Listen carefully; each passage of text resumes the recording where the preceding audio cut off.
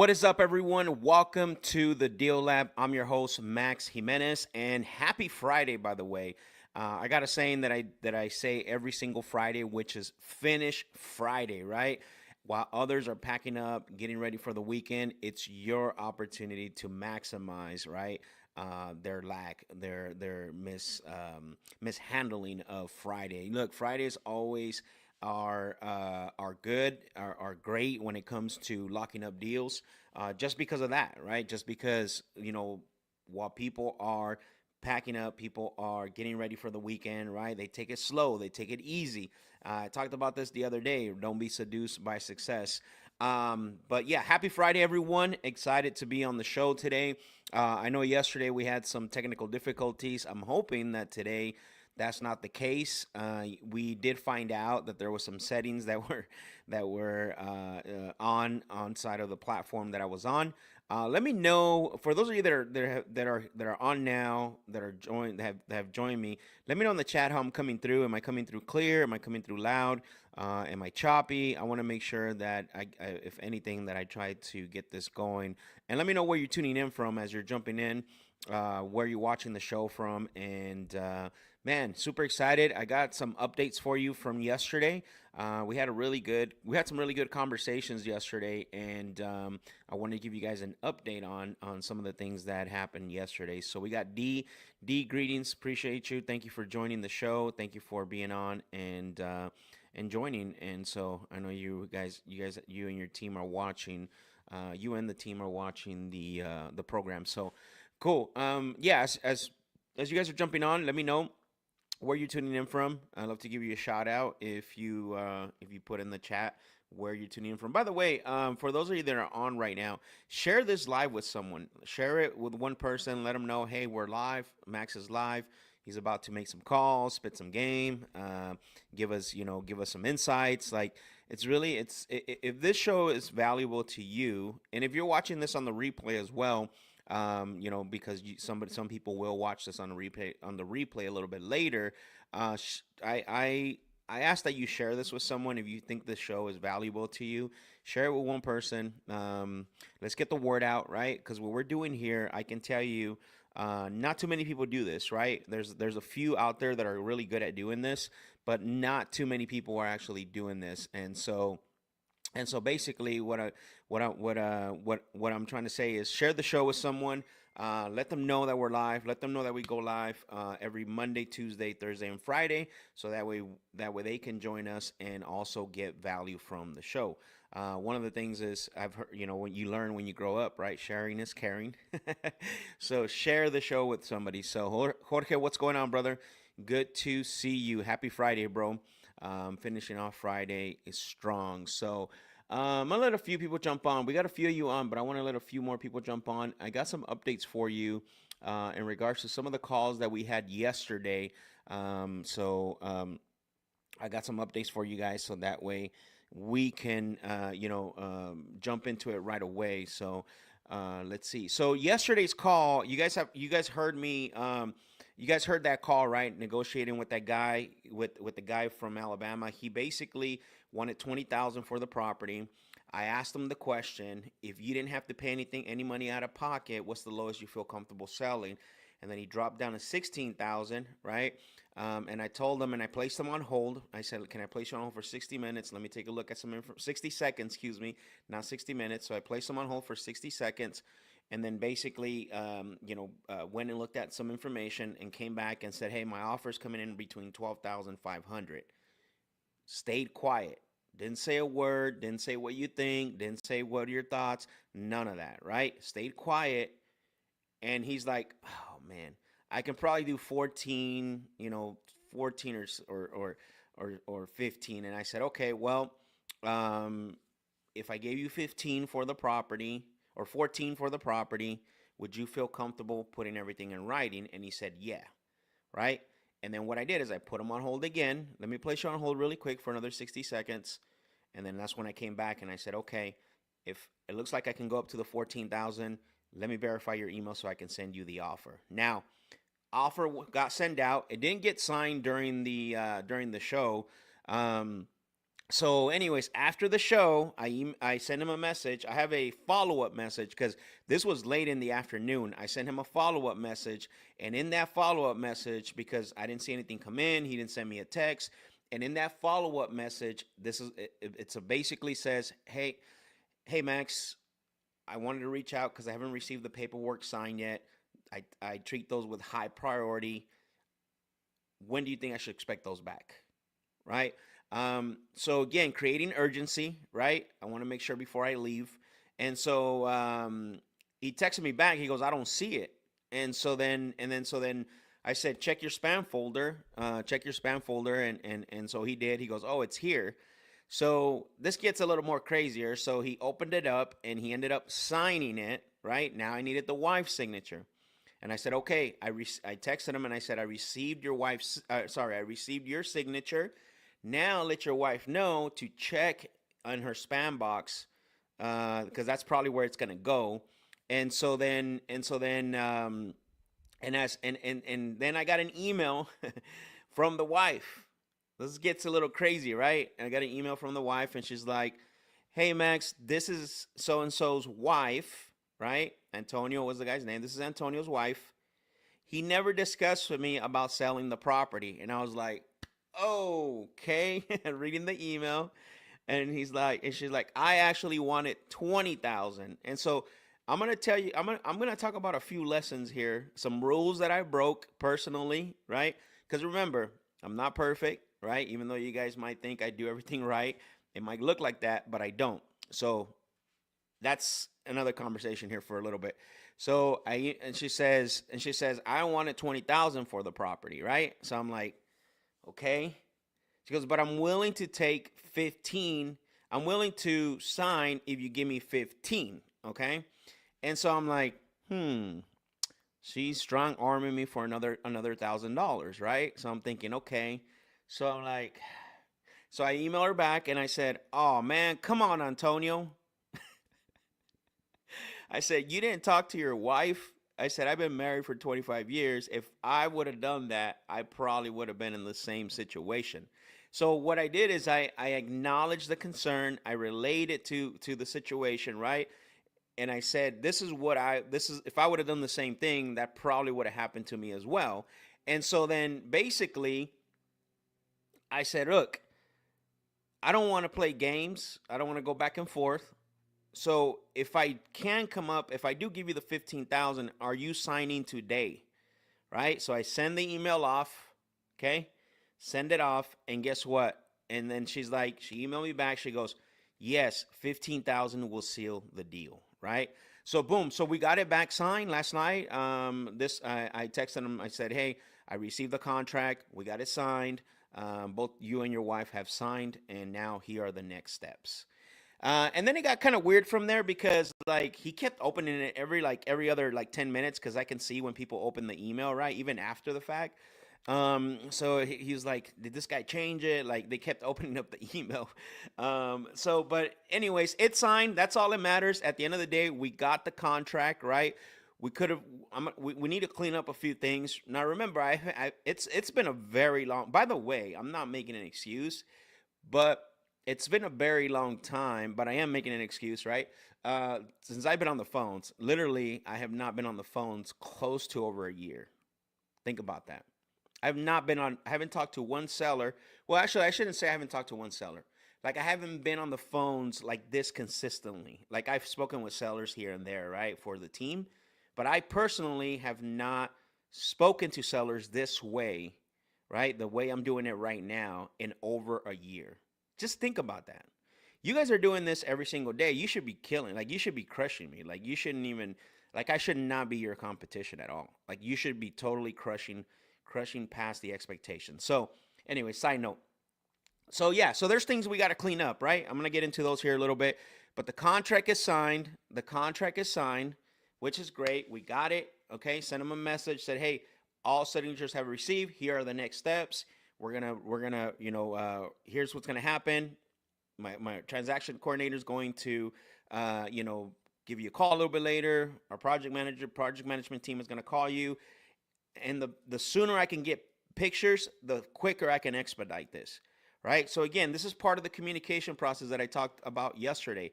Is the sooner I can get pictures, the quicker we can expedite this. Because he asked me a question, so funny question. So when do I get my money? And I said, that's a great question. I told him, we have to make sure. I said, getting the agreement signed is the first step. The second step is opening up, having my transaction coordinator eventually open escrow. I said, however, the quicker you get me pictures, the quick, the faster that we can expedite this process. So again, we got the contract. So officially, it's been, let's see, Wednesday, Thursday, Friday, Monday. Wait, sorry, Wednesday, Thursday, Friday, and then we had Monday, Tuesday, and Thursday. So 6 days on the phones, right? 6 days on the phone. So think about this, okay? I'm doing some math for you guys.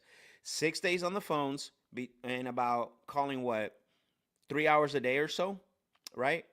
So out of those 6 days, calling 3 hours a day, 3 hours a day, pretty much, because a lot of times we're not talking to people, and then we spend about 30 to 45 minutes of dialoguing like this.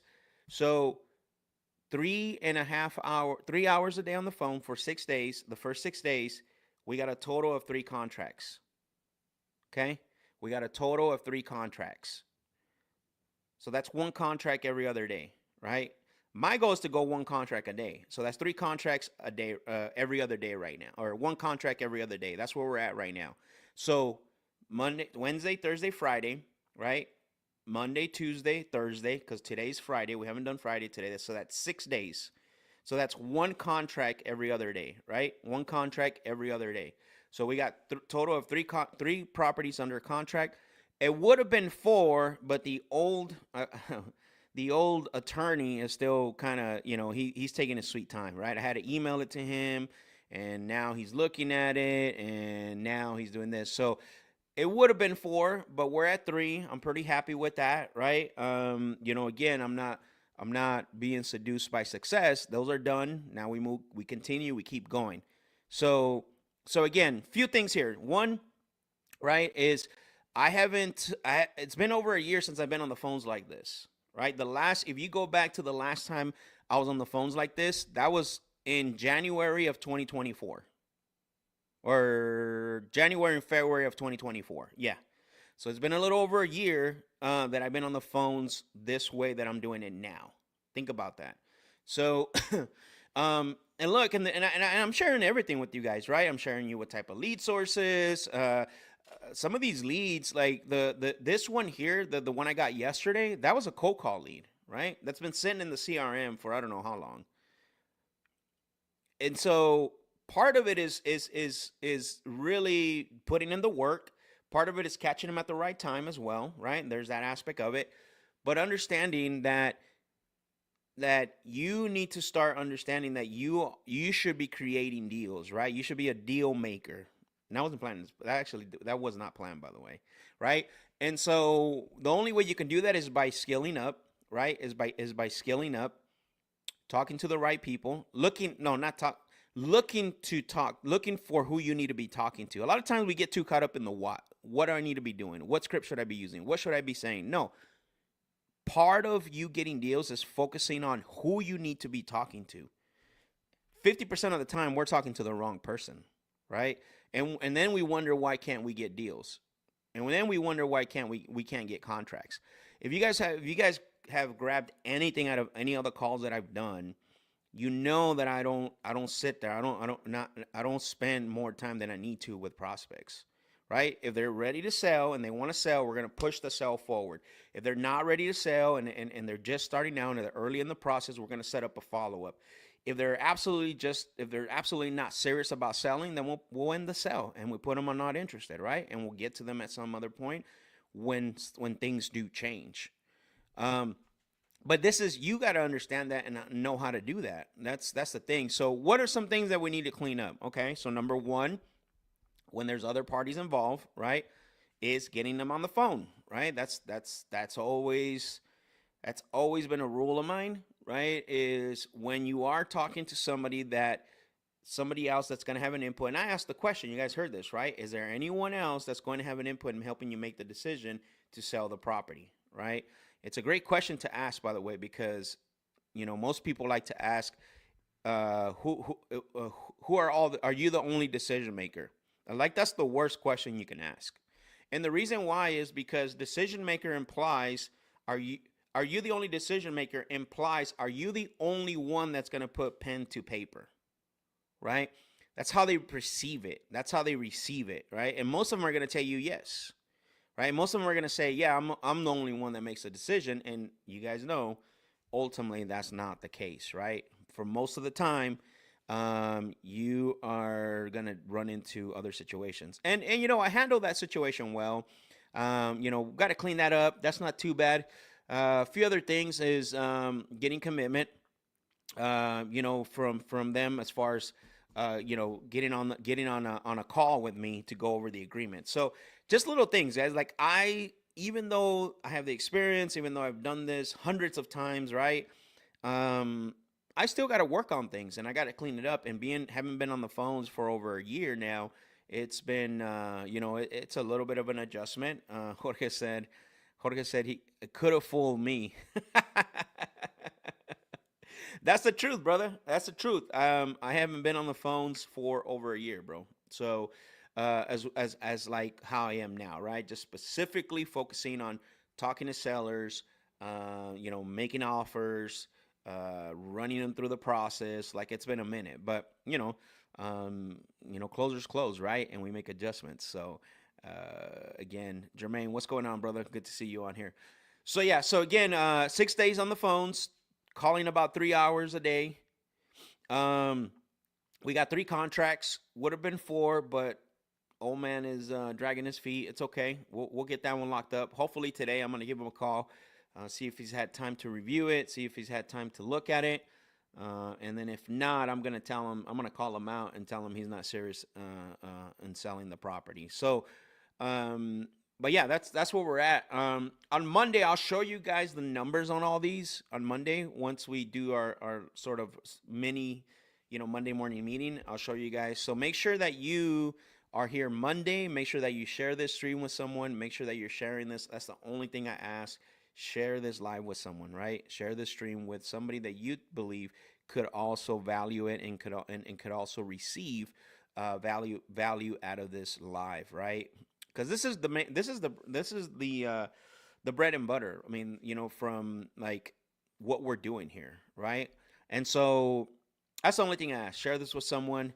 But yeah, that's where we're at. That's the updates I want to give you in regards to where we're at in the process. So, and by the way, our lead flow still needs to increase. So it's not like I'm getting, 5 leads a day, guys. Like I'm just going through our CRM.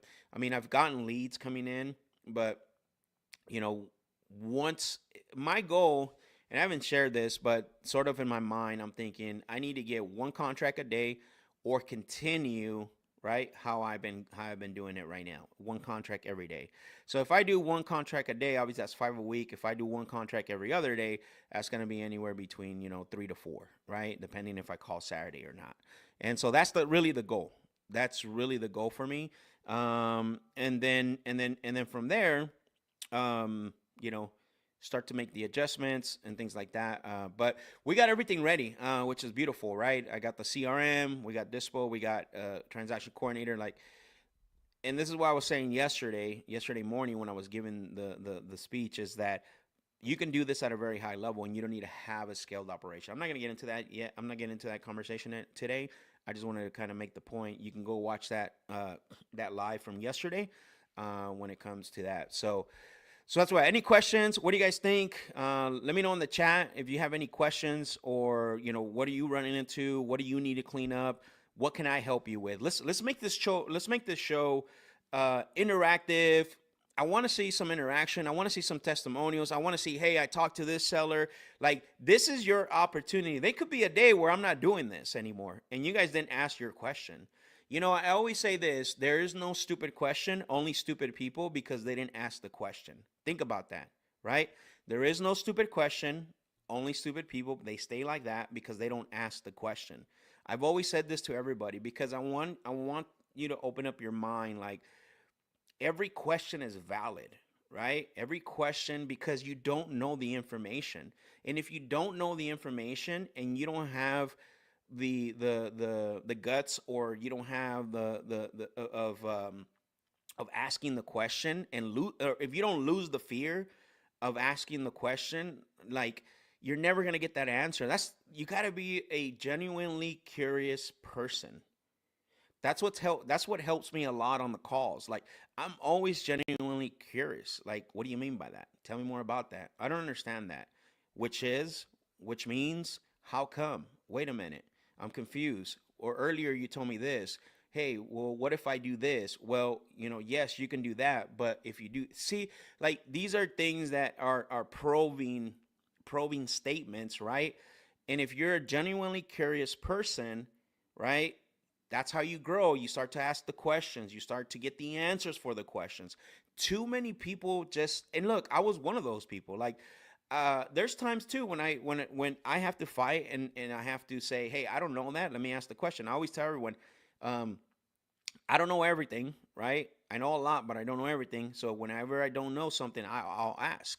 That's how you get better. That's how you get, farther. So it's that's why this live is really important, because this is your opportunity to ask questions. This is your opportunity for you to say, hey, I need help in this area.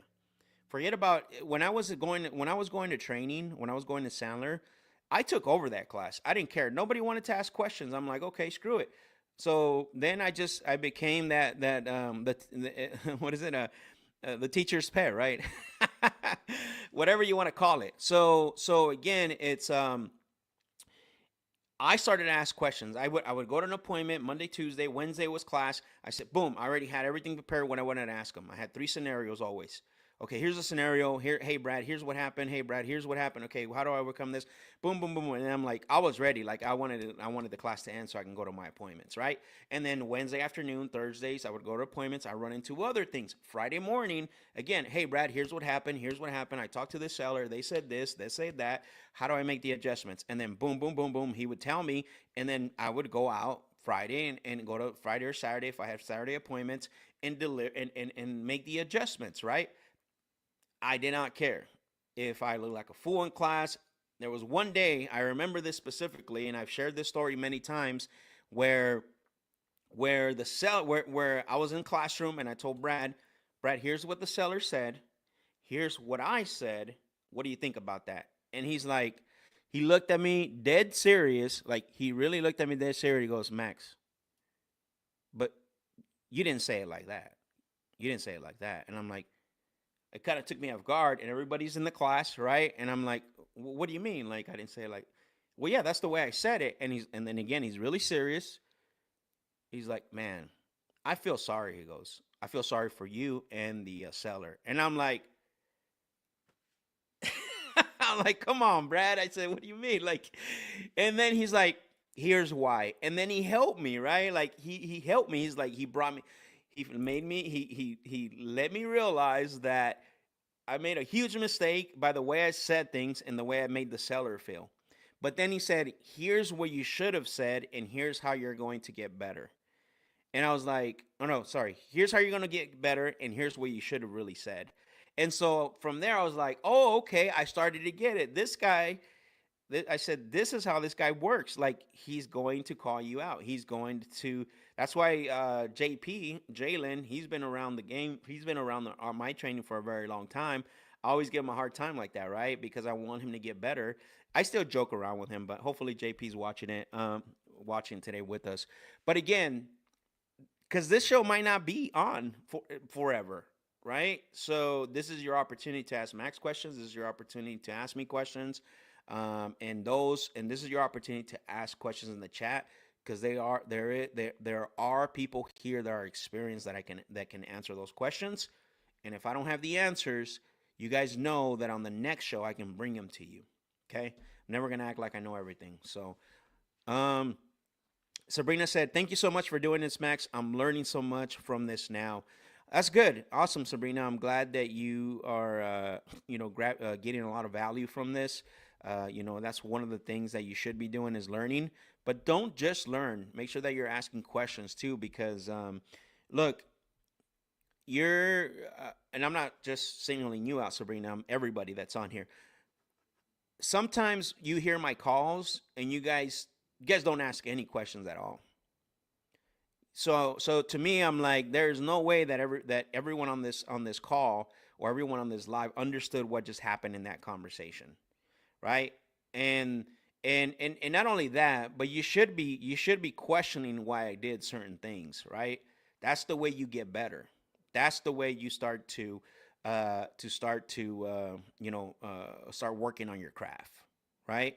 But if you don't ask the questions, and you don't kind of ask why'd you do that, or how would you done better, or hey, I'm dealing with this, all you're doing. Here's what I learned a long time ago, and I'm gonna finish this little dialogue with this. There are two types of people. Okay, there are two types of people that what they do with information. Okay, so one is that if you're on this show, if you're on this live, and not only on this live, if you're watching YouTube videos, if you're reading a book, if you're listening to podcasts, if you're watching this, right? I already said that, and you don't improve and take action on any of those things, whether it's this live, the podcast, YouTube videos, or reading books, in reality, all you're doing is entertaining yourself. Point blank. You're only entertaining yourself. If you're not taking action on the things that are being taught here and the things that you're seeing, then what are we doing, right? Like, all you're doing is entertaining yourself. I want you to go from entertaining yourself to educating yourself. The difference is from someone entertaining themselves and someone educating themselves is they're actually taking action on the information they're learning. That's just the honest truth, and that might offend some of you. Some of you might get mad about that, but that is the truth, right? I'm not here to sell you guys things and to pitch you, products and no, I'm here for you guys to learn a real, truth, proven process that's happening before your eyes. But if you're just sitting here on these lives and everything else, whether it's a YouTube video, podcast, book, if you don't take action on that information, you're really just entertaining yourself, because either you're right. Hopefully this is not the case with everyone on this live, right? And I typically can tell, you know, when I look at the numbers, how many people are on, how many people participate, and I can always tell who. And there might be some people watching just to steal, not steal, but just to get the information, and then go and make reels with it and things like that. I told you that's part of the game. I'm not mad about that, right? Um, and then there's some people watching, right? Uh, Everyone watches, by the way, everyone. So fans, haters, people who love your show, people who just want to see you mess up on the show. It's all good. But right now I'm talking to those that want to get better, to those that want to take this information, take action, and educate yourself instead of just watching the show, sitting here, and really just entertaining. And I might lose some of you. That's okay, because again, this is not for everybody, and I don't want it to be for everybody. All right. So I love you. I love all you guys, by the way, because I want you to get better. I'm always rooting for you. Most people say that, but they don't mean it, and I truly mean it. And most of you guys that know me, that have known me for a while, know that that is the truth, right? So let's see. Some questions are coming in. I love it. Hey Max, are you working on? Hey Max, are you working on your sales process that you feel you need to improve? Hey Max. Oh, hey Max, what are you working on in your sales process that you feel that you need to improve? I've been drifting from going over the contract with the sellers, which seems to lower my contract conversion. Yeah. So that's a big one, like, because there's no better thing than being on the phone with the seller, right? Helping them, walk them through if they have any questions. The number one reason, or not number one, but the highest reason why contracts don't get signed is because sellers have questions. And if we send the contract just like I did, right? I did that, without actually being on the phone with them, and they have a question, most of the time, people are embarrassed to call you and ask you the question. I'm not saying everyone, but most people. Most people are going to be embarrassed to call to ask you to ask you the question, so they rather just leave it alone. Like, I don't understand this whole thing. I think this is too much for me. I'm just gonna let it go. You know what? I'm tired. I just don't want to deal with it. You see, that's the attitude that they adapt. But if you're on the phone with them, right? You don't have to say anything. Say, hey, I'm like, I'll be in the background, and you hear frustration, and you hear they're stuck. Like, what is it? What is it I can help you with in this section? So again, that's something that I need to start getting into rhythm. Remember, it's been a while since I've been on the phones like this for a long time, so I'm cleaning that up, right? Making sure that I'm going through the contract with someone. I'm cleaning up the fact that what I want to say, other people who are going to have an input. I got to really get like nail that down, right? If there is going to be other people, get them on the phone. So just little things that are very crucial that will increase the conversion. But that's the reason why the conversion is low for you, because you're just shooting out contracts, right? And sometimes, depending on how many contracts you shoot out a day. So let's just say you shoot out one contract a week, and you don't meet with them, then that's going to impact you really. Like it's going to highly impact you, right? Because you're not shooting out like you're not shooting out. It's not a volume play unless it is a volume play where you're sending out 5 contracts a week and only 2 are coming back signed. You can survive that, right? But if it's like 1 or 2 every week to other week, that's tough, right? So you need to work on that to increase the contract conversion as well. I will agree with them on price, but then sellers would keep dragging their feet and saying, I'll sign tomorrow. Okay, so that's a whole another issue, bro. That's a whole another problem. Because the thing is that once you agree on price, like there's no right there. You got to get commitment, right? First, you got to get commitment for them to sign. If I can give you the 15,000, do you feel comfortable putting things in writing today? If you hear anything besides a resounding yes, right, which you do, you say you agree with them in price. So the next thing before you send anything else, or you tell them you're going to put it in writing and send it to them is, look, now that you confirm that if I do give you the 15,000, you're ready to put everything in writing. So the next steps typically for us would be to get on the phone and go through the agreement. I don't have to say anything. But I'll be there in the background in case you have any questions. When can we do that? Right? Or if you were me, when can we put that on the calendar so I can give you the 15,000, right? Or whatever the money is. It's another commitment question, okay? This is what's going to help you with this. Because if you're just getting them to agree with you on price, and then, kind of what I did yesterday, right? So there's something that right away I recognized it. I even recognized it yesterday after the call. I'm like, man, I dropped the ball here, right? So that's what we need to do. That's what I'm working on. Again, haven't been on the phones over a year. It's not an excuse. I'm just getting used to the rhythm of how I used to work, right? So then that's how you're going to overcome that. So agree with them on price. Okay, next step for me would be for us to get on the phone and walk you through the agreement to answer any questions. If you or me, when can we put that on the calendar so we can do that? Right? Assume the appointment. Just like we assume the sale, assume the commitment on the appointment, right? Like you're going to get it. And that's going to help you with that. So let's see. So also working on perfecting the assuming the close and getting their commitment on price before sending. Yeah, 100%, bro. I just talked about that. You should be doing that. So, yep, I knew it was you, Alex. I'm glad you're doing good, bro. Appreciate you for being on. Isaiah says, a seller wants top dollar, but is completely against going on market. What's the best way to go about that? Yeah, that's tough, right, Isaiah? I think that this is why it's so important when I say this. If you don't have, right, and I'm not saying that you didn't get this, Isaiah. I'm just going to make a point and kind of go back and forth with you. And if this is your first time joining, Isaiah, I'm not sure. I tend to do these things where if I get a question, usually I like to talk about this is a symptom, right? This is a symptom of your conversation. I want to know what caused that symptom. What was where are these things, right? I want to talk about what caused for this symptom to happen. I do that a lot, by the way, and it's not to assume that when you ask the question or anyone else asks the question that you're not doing this, but it just answers the question a lot better.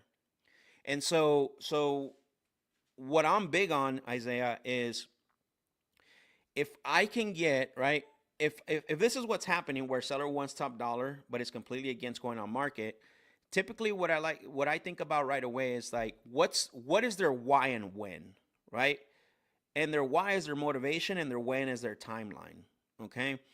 Because most of the time when we're presenting an offer or we're creating a solution for that seller, right, it has to solve the why and the timeline aspect of it, right?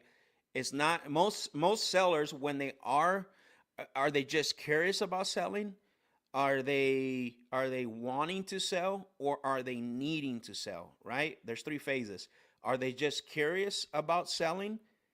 Are they wanting to sell or are they needing to sell, right? Now I can work with want and need, right? Because want sometimes doesn't show you the full cards, but just curious about selling, we got to call that out.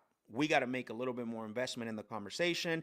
We have to dig a little bit deeper, ask a few more questions, make a few more statements to call out whatever they're not giving us, to move them from just curious and either into the want or need.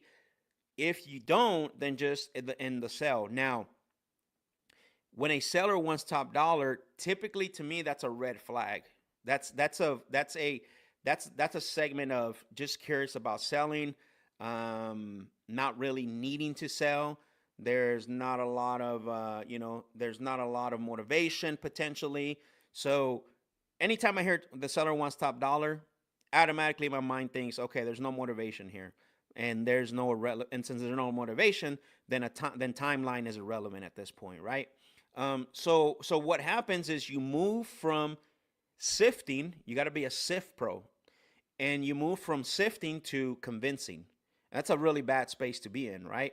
Now, sifting mode is where where you're prospecting and who you're looking for that who. You're looking for the person that can use your solution, your offer. And so then what happens, you make a deal, right? You put a deal together.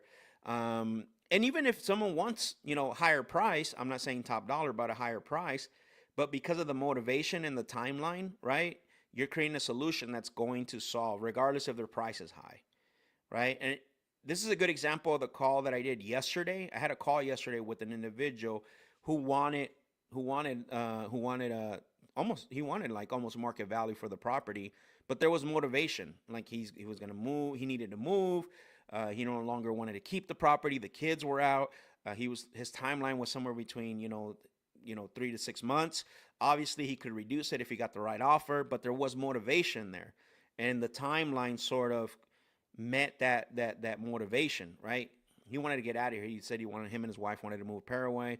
They didn't want to live here anymore, and that's the reason why he was selling. So when I see this, a seller wants top dollar, but it's completely against going on the market, like there's no motivation there, right? Because there's no way that, wait a minute, so you want top dollar with the convenience of a cash offer. Like, how am I supposed to do that? I'm confused. Help me out here. Because typically, in order for you to get top dollar, we got to go to the market. There is no way that someone's going to give you top dollar for your property with all the convenience of a cash offer. Like, I've never seen that happen. How is that supposed to happen? Tell me that, right? And then they got to answer that question, right? Let them sell you on why that makes sense. You're no longer in the line of fire, right?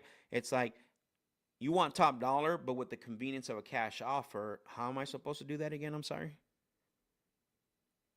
Right? What I've seen in the past, the only way I can get you a top offer, there is a way where I can get you top dollar for your property. Right? Then you introduce that second option. There is a way where I can get you top dollar for your property, right? That basically would include where I wouldn't be the buyer in that case. what we would do is, and then we start to break that down. You see what I'm saying? And you'll know right away as soon as you start to break that down, the seller's going to say, no, I don't want that. And then guess what? You wipe your hands, clean your hands, clean, and then you bail out of there as fast as possible. Yep. Sabrina said, yes, you're right. I'm implementing all what I learned in my calls and business. Thank you for taking the time to share your experience and knowledge. Yeah, of course. You're welcome, Sabrina. I'm not sure. I'm trying to get better at having better conversations. Sounds like dig deeper on motivation. Yeah, for sure. That's one of the things that I personally, unless look, because everybody does certain things different, but there's a reason why everybody does things different, right? A lot of people go straight to the offer, which is fine. It works for them. Cool. But they got a massive pipeline that they don't care, right? They're just sort of hunting and looking for that low-hanging fruit, right? If you don't have a massive pipeline where you can go lead after lead after lead after lead after lead without worrying ever running out of leads, then your focus should be on having high-level conversations, right? Trying to uncover or trying to discover their why and their timeline, so you can put an offer together and tailor it, right? There's reasons why people do things. Now, there's also people who just make offers and all day, right? Like their goal is to make 50 offers a day. That's ludicrous for me. I would never do that because again, you're just looking for low-hanging fruit. In this market, good luck.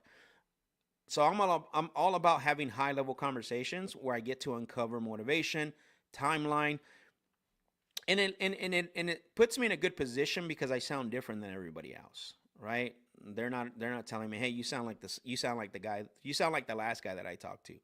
Like they don't ever say that to me. I've never had any seller say that to me. So yeah, if you can work on having better conversations, if you can work on discovering if this is a prospect or a suspect, and then putting them through a qualification process where you discover motivation and timeline, and then you use that motivation and understand the timeline, then you can put a solution together for them that solves that problem, right?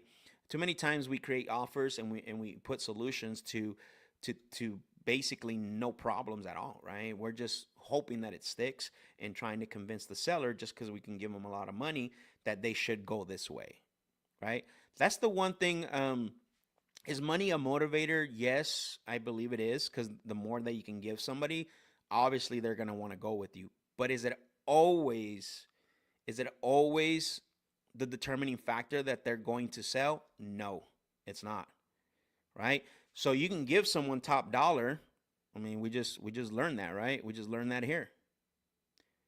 This is how I can prove this. You can give someone top dollar, but that doesn't necessarily mean they're going to sell, right? Or they want to do it in a way where you can get them the top dollar. This right here is it.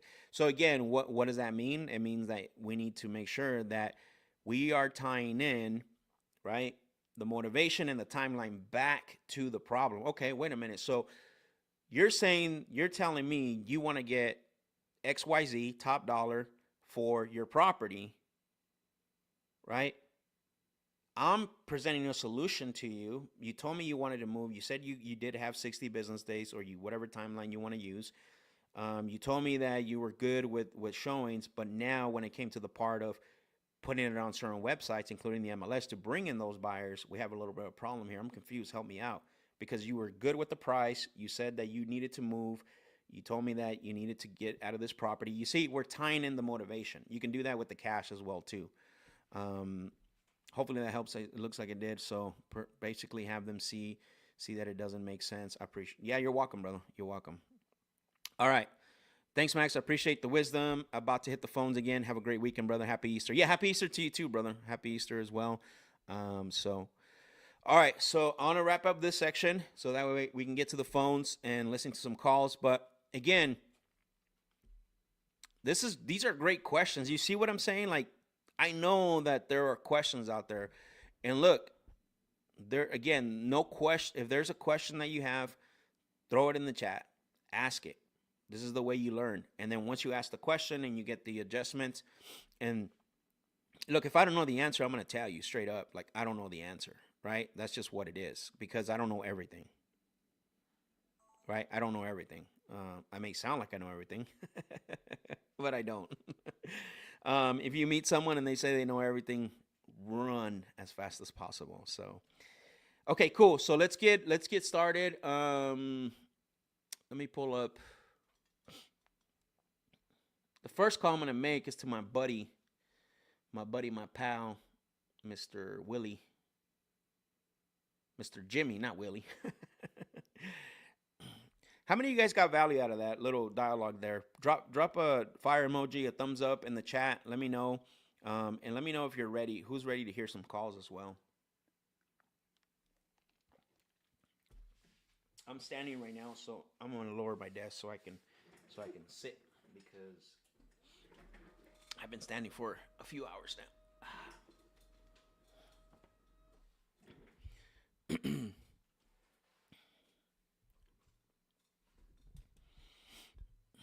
All right.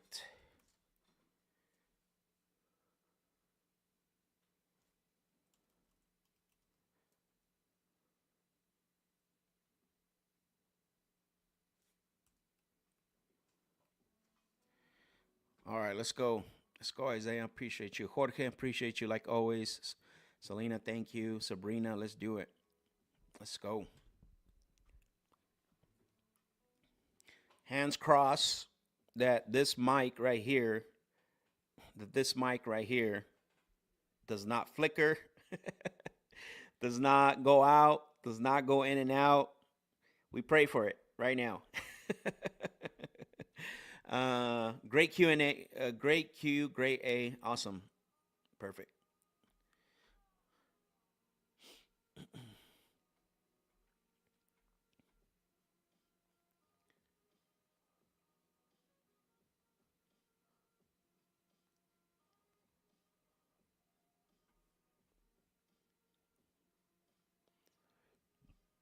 By the way, guys, another thing too, I always have my script right here on this side. That's why if you ever see me look over here, not because I'm reading it like word by word, just because I want to see what I can use based on the conversation I'm having.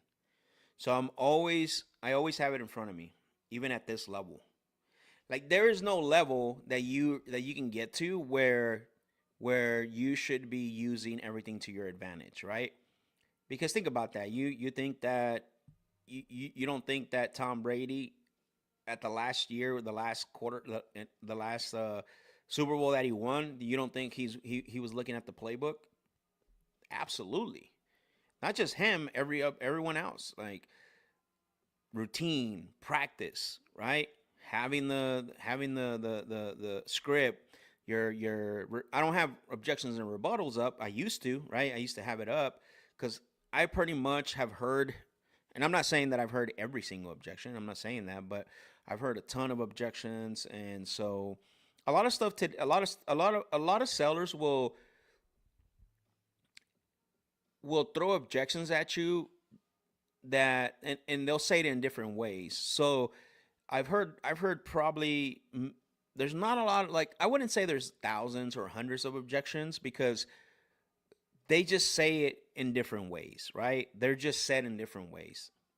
There's definitely hundreds of ways that you can say that the seller can throw an objection. But for you, if you struggle when you get an objection and you never heard it before, it doesn't mean that it's not the same objection as another seller has made. It's just said differently, right? It's said a different way. So you need to. So what you need to do is you need to have your objections and rebuttals in front of you. I have the script in front of me, the closer script, um, because I want to know where I'm at, right? I want to have a little refresher, especially since I've been off the phone for a while, and it helps me out a lot to stay focused.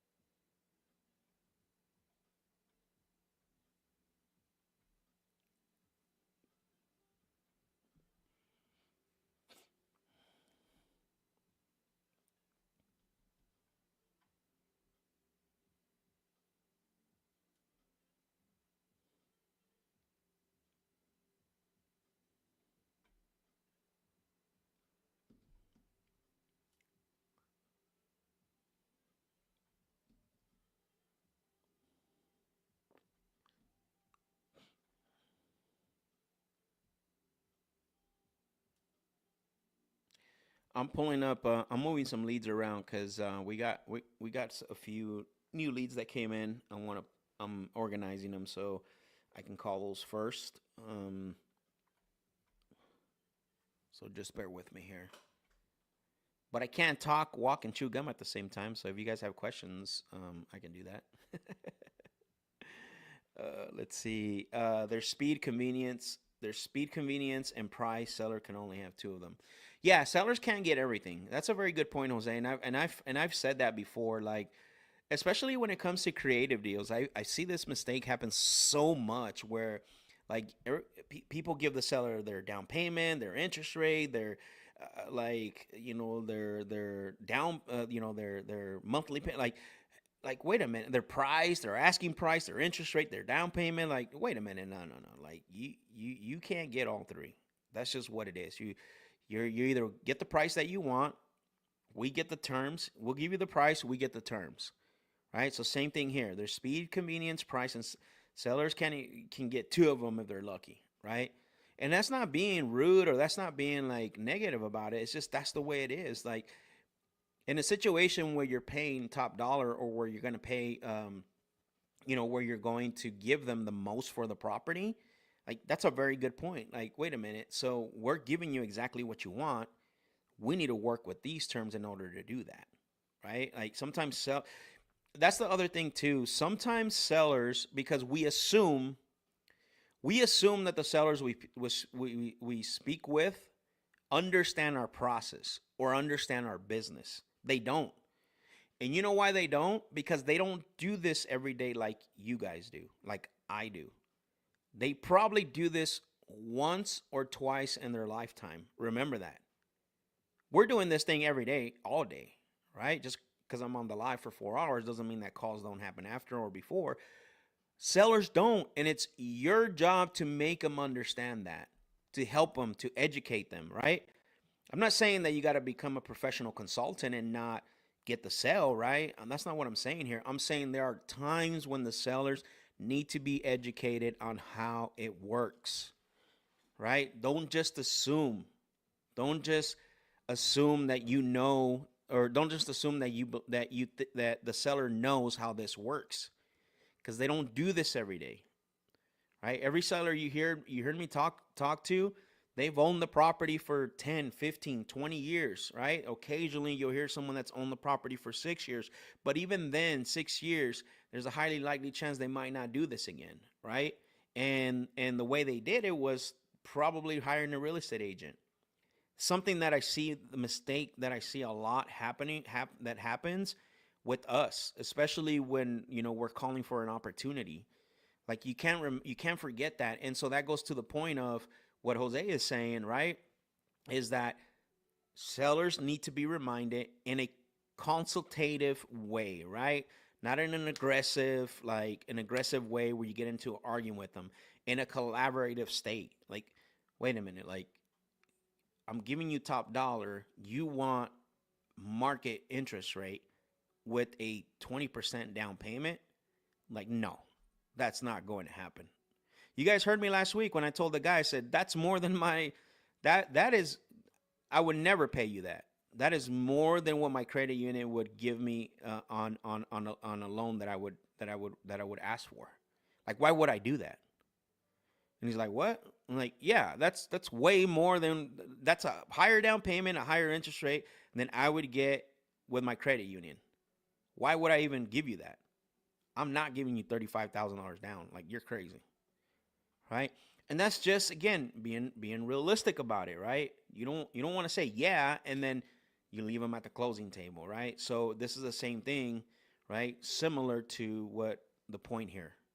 Don't forget that sellers don't do this every day like you do.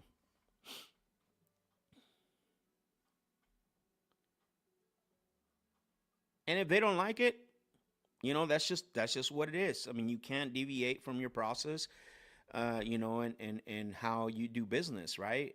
This is how you stay in business such a long time. As soon as you start deviating and you start doing all this crazy stuff, like, look at how many people have come in this business and they do whatever the seller wants them to do just because they think they can overpay for a property. And then guess what? They go out of business. I've seen that happen many, many times. Man, you guys keep pulling back in with these conversations.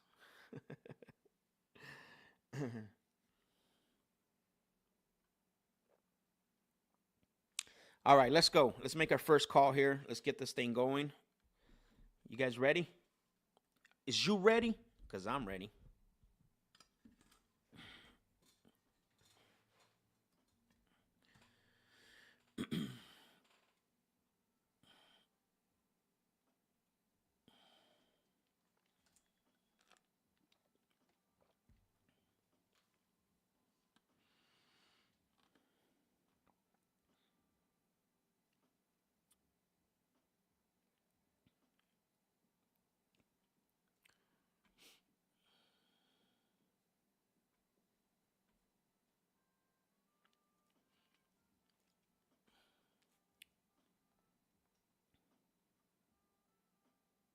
What in the world?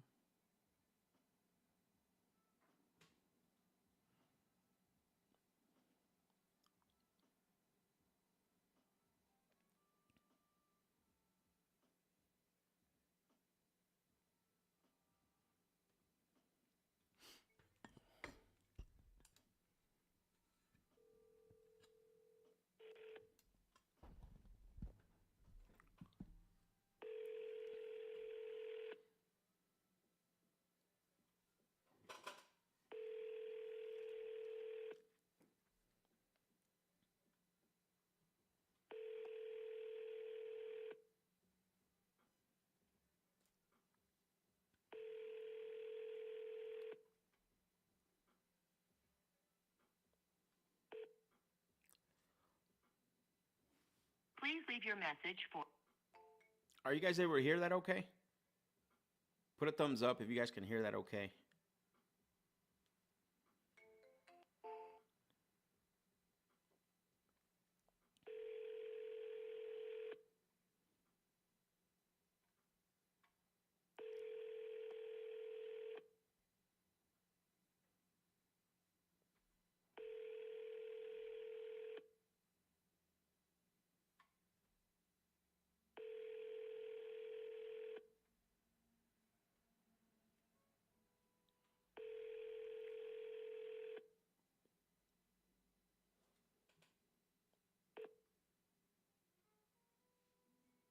Please leave your message for 30314.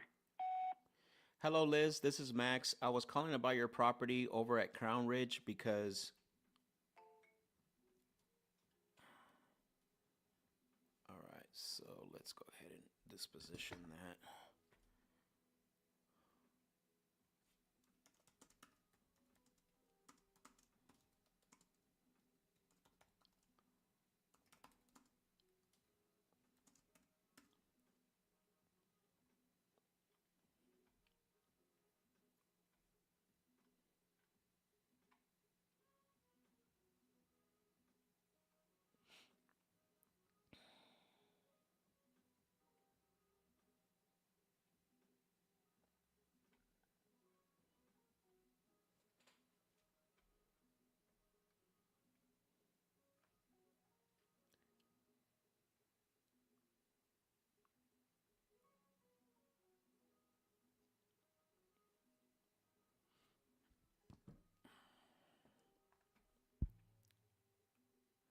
Are you using a special phone number or just your cell? No, it's an app called it's an app that's connected to my CRM. So pretty much everything that I can do on my CRM, I can do on my phone, including making outbound dials through the CRM, which I love. But yeah, it's just an app called and it's called Lead Connector. Um, it only works if you have like a login for the CRM. So yeah. Now don't ever use your cell phone, bro. I mean, I know people that have done it, but that's just crazy. Unless you got like a second number, maybe, right? The only reason why is because for tracking purposes and recording, and there you always want to have some documentation of everything that you do, right? So that way sellers if the seller tries to lie. Yeah. Selena says, I love the way you leave your voicemail. I started doing that. Makes them want to return the call. Curiosity gets them. Yeah, absolutely. Yep. A lot of these voicemails that I leave, they do get returned like after we're done with the live. It's really funny.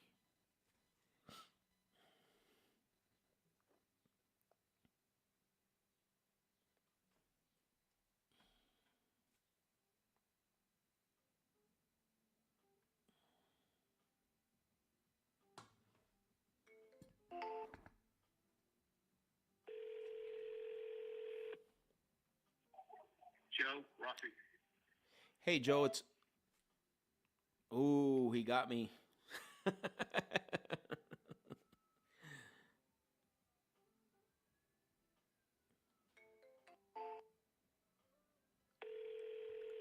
Occasionally there'll be voicemails that get me. Joe, Rossi. Hey Joe, it's Max. I was calling about your property over at Rain Cloud Road. There he is calling me back. Hello, this is Max. Hello, Max. Good afternoon. My name is Alan, and I'm with Turner's Lending, and I wanted to speak with you about your interest in investment property real estate financing. Oh, brother, I don't have time right now. I'll have to call you back later, okay? All right, that's fine. Thank you. Have a good day. All right. Oh, damn, I thought that was the seller.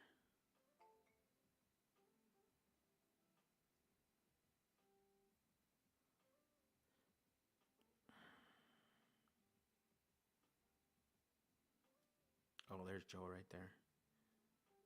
Hello, this is Max. Yeah, it was a seller a second ago. I am so sorry. Yeah, I got two calls in. Joe, this is Max. I was calling you because I got your inquiry on our website about your property over at Rain Cloud. Yeah. Yeah, you still considering selling that one? Possibly. Just looking to see what I could possibly get for it. That makes sense. That makes sense. Yeah, and obviously I got the inquiry, and my reason for the call, I wanted to ask you a few quick questions and see if I can qualify the property for an offer. Is that fair? Yeah, that's fair. Thank you for that. Appreciate it. Let me I'm pulling it up here. I don't normally answer calls I don't know, so that's why you got declined twice, and then your voicemail started reading the text on my phone, so I tried to answer you. Well, I appreciate you I for get too many of them damn telemarketers and your car warranty, and I'm trying to give you your loan and all that dumb shit. Yeah. You got declined. Yeah, no, that makes sense. And typically that's the case, and I really appreciate you for taking the call. I'm definitely not a telemarketer, just responding to your inquiry for sure. But I get it. yeah, I appreciate you for calling me back. So I have it here pulled up online. And can you verify the bedroom and bathroom count for me? 4-bed, 2.5. Okay, so 4-bed, 2.5. Yeah, online it says 4-3. One of the bedrooms is considered like a bonus room, a giant bonus room bedroom, and it meets the requirements for a bedroom. It's got the closets. It's big. It's much bigger than the master bedroom. Okay, got it. And when you say it meets the requirements, does it have a closet or currently? Yeah, there's closets in it. Oh, okay, got it. And is that what is that in the 4 bedrooms, or is that like an additional that could be additional bedroom? That's included in the 4 bedrooms. Oh, it is included. Okay, perfect. All right. I don't know if you can see pictures of the house online. Yeah, that's what I'm pulling up right now. I'm looking at the pictures. Yep. If you look above the garage, Yep. the entire length above that is that 4th bedroom. Got it. Okay. Above the garage. Yep. I have the actual picture of the front of the house. So I'm getting a really good picture of that above the garage, and I see the room. So basically, it runs all the way across from what you're saying. Well, from the front door past the garage. Oh, I see. Okay. So the little window above the front door, all the way to the end of the garage, or from the side of the front door? picture. Yeah, no, you're Make good. sure we're looking. I just want to make sure I got that right.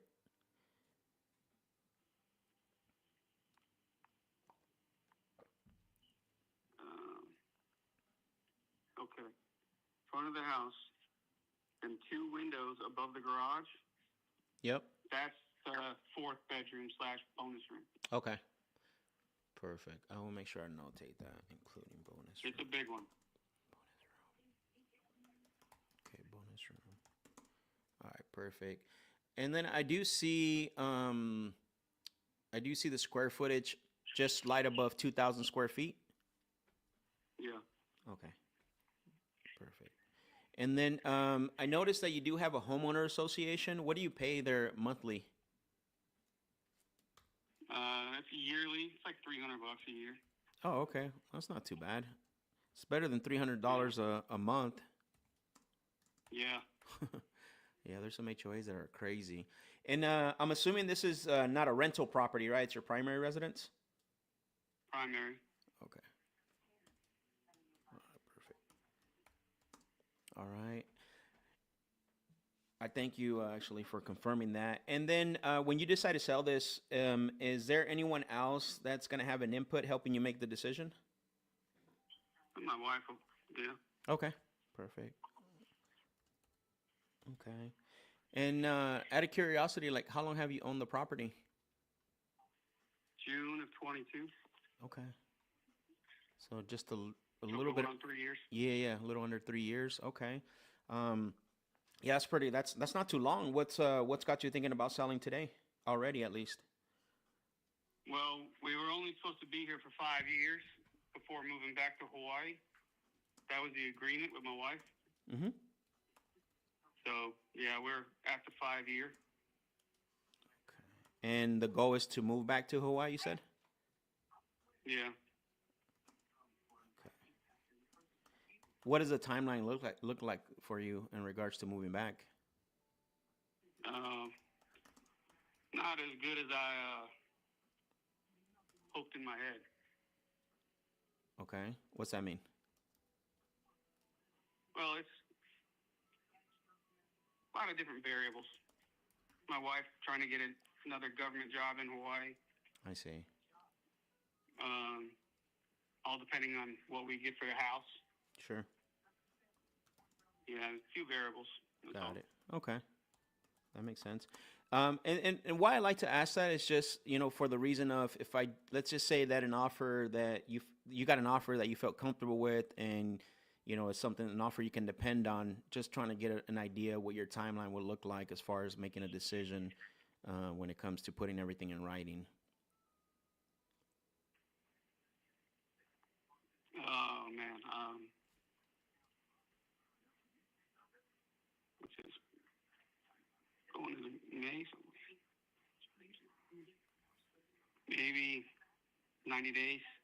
Okay. Maybe. I have to talk it over more with her. Yeah, of course. Possibly. Yeah. Possibly 90 days. Okay. That's fair enough. And typically that's the reason I like to ask that question, because a lot of times, just to get an understanding, because we have different, we're a full real estate solutions company, so we have different options. There's one is the quick close, and then we have one that's called the flex equity program, which, they both serve somewhat of a difference when it comes to the goal of the seller, right? In regards to timeline, price point, and stuff like that. And I like to present both options, and it's all based around, obviously your asking price and timeline. That's why typically that question is always asked. And then in regards to selling, what have you tried to recently done to get the property sold?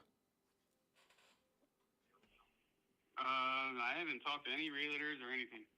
Okay. So initially, just went on our website, fill out the form. Is that like your first steps? I've reached out to several cash buyers. Mm-hmm. I got a response from a couple. When I fill out them forms, I don't put my actual phone number in there. I see. Because I don't want phone calls. I want to be replied to by email. But I'm not getting as many responses because I'm not putting my number in there. Yeah. So I decided to try my number once. Right. Yeah. So. So I know, no, that's fair. That's fair. Obviously, I think at where you're at in regards to in the stage of selling the property, you want to know, what the company can do and stuff. A lot of times, we've had sellers do similar things in regards to sending a text or an email, mostly email, but it's a little tough because you see the questions I'm asking to really put an offer you can depend on. I want to gather just a little bit of information and then do some due diligence to be able to provide you an offer. Stuff through email, you might be able to put this information through email as well. But yeah, you'll get a lot less calls and a lot less interest when it comes to that. Um, Yeah. yeah, and then I'm assuming, on the property, you still have a mortgage on the property. Yeah. Okay. Ballpark, what do you think you owe? Just out of curiosity. I'm in the 340 range. Okay, got it. Okay, 340 range. Makes sense. And then, I mean, the property seems really nice. Everything looks similar to what, when you bought it. All the countertops, the cabinets, the flooring, everything. Nothing's changed really drastically. The front door, we put a new front door in, Mm-hmm. and one of the, like a storm door or screen door, Okay. I don't know what it's exactly called, in front of the front door. Like We a put a security new, door? A screen door or security door? I'm sorry. probably security door. Okay. It's like glass, but you can pull down the top window, and it's a screen door. Then Oh, upper half interesting. is screen if you roll it down. Okay. And we did a backsplash in the kitchen. Okay. Perfect. Oh yeah, I do see here in the on the pictures it has a backsplash already. Did you go high, like all the way up, or what changed? No, it didn't have a backsplash when we bought it. It was just painted. Oh, really? Okay, maybe I didn't. Maybe the pictures aren't showing that correctly. Okay. Okay, perfect. That helps out. And then everything else is similar, or We is the same? put I'm in sorry. we did a 6-foot wooden fence around the back. Okay, I see. Okay, so I mean, I'm not gonna go too much into condition, just because obviously, when you bought the property, it looks like it was, already rehabbed and fixed up, and you've also included, some fix up, and it's a new property, which is good. That helps out a lot. Yeah. Yeah. It says it was built in 2020, but it was actually in 21. Okay. When Wow. my Yeah, I do VA see that. appraiser came out and did his work, Mm-hmm. it was actually, he actually put it as built in 21. Got it. Okay. Let me make sure. Yeah, because Zillow, that's where I'm looking at right now. Is I'm looking on Zillow, and they have it as 2020. Okay, so Yeah, 20. I was kind of surprised when it all came back. My, the appraiser that VA sends out to do all the work, Mm-hmm. he listed as 21. Okay. And when in the paperwork that got recorded with the county, everything's 2021 as well. I don't know. Okay. Only reason I ask, because I have I use like two or three different programs, and they're all showing 2020. But it sounds to me like you have paperwork showing that it's actually a 2021, correct? Just what the appraiser did, Okay. or the home inspector. I don't know exactly what he is. Okay. We'll find out later. I mean, that's probably a conversation down the road, once and title can actually take care of that.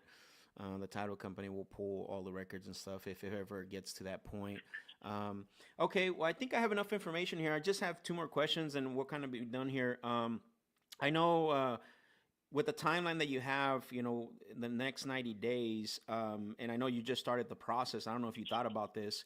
Are you looking to, when it's time to make that decision, is convenience more important, or are you leaning towards, going the traditional route?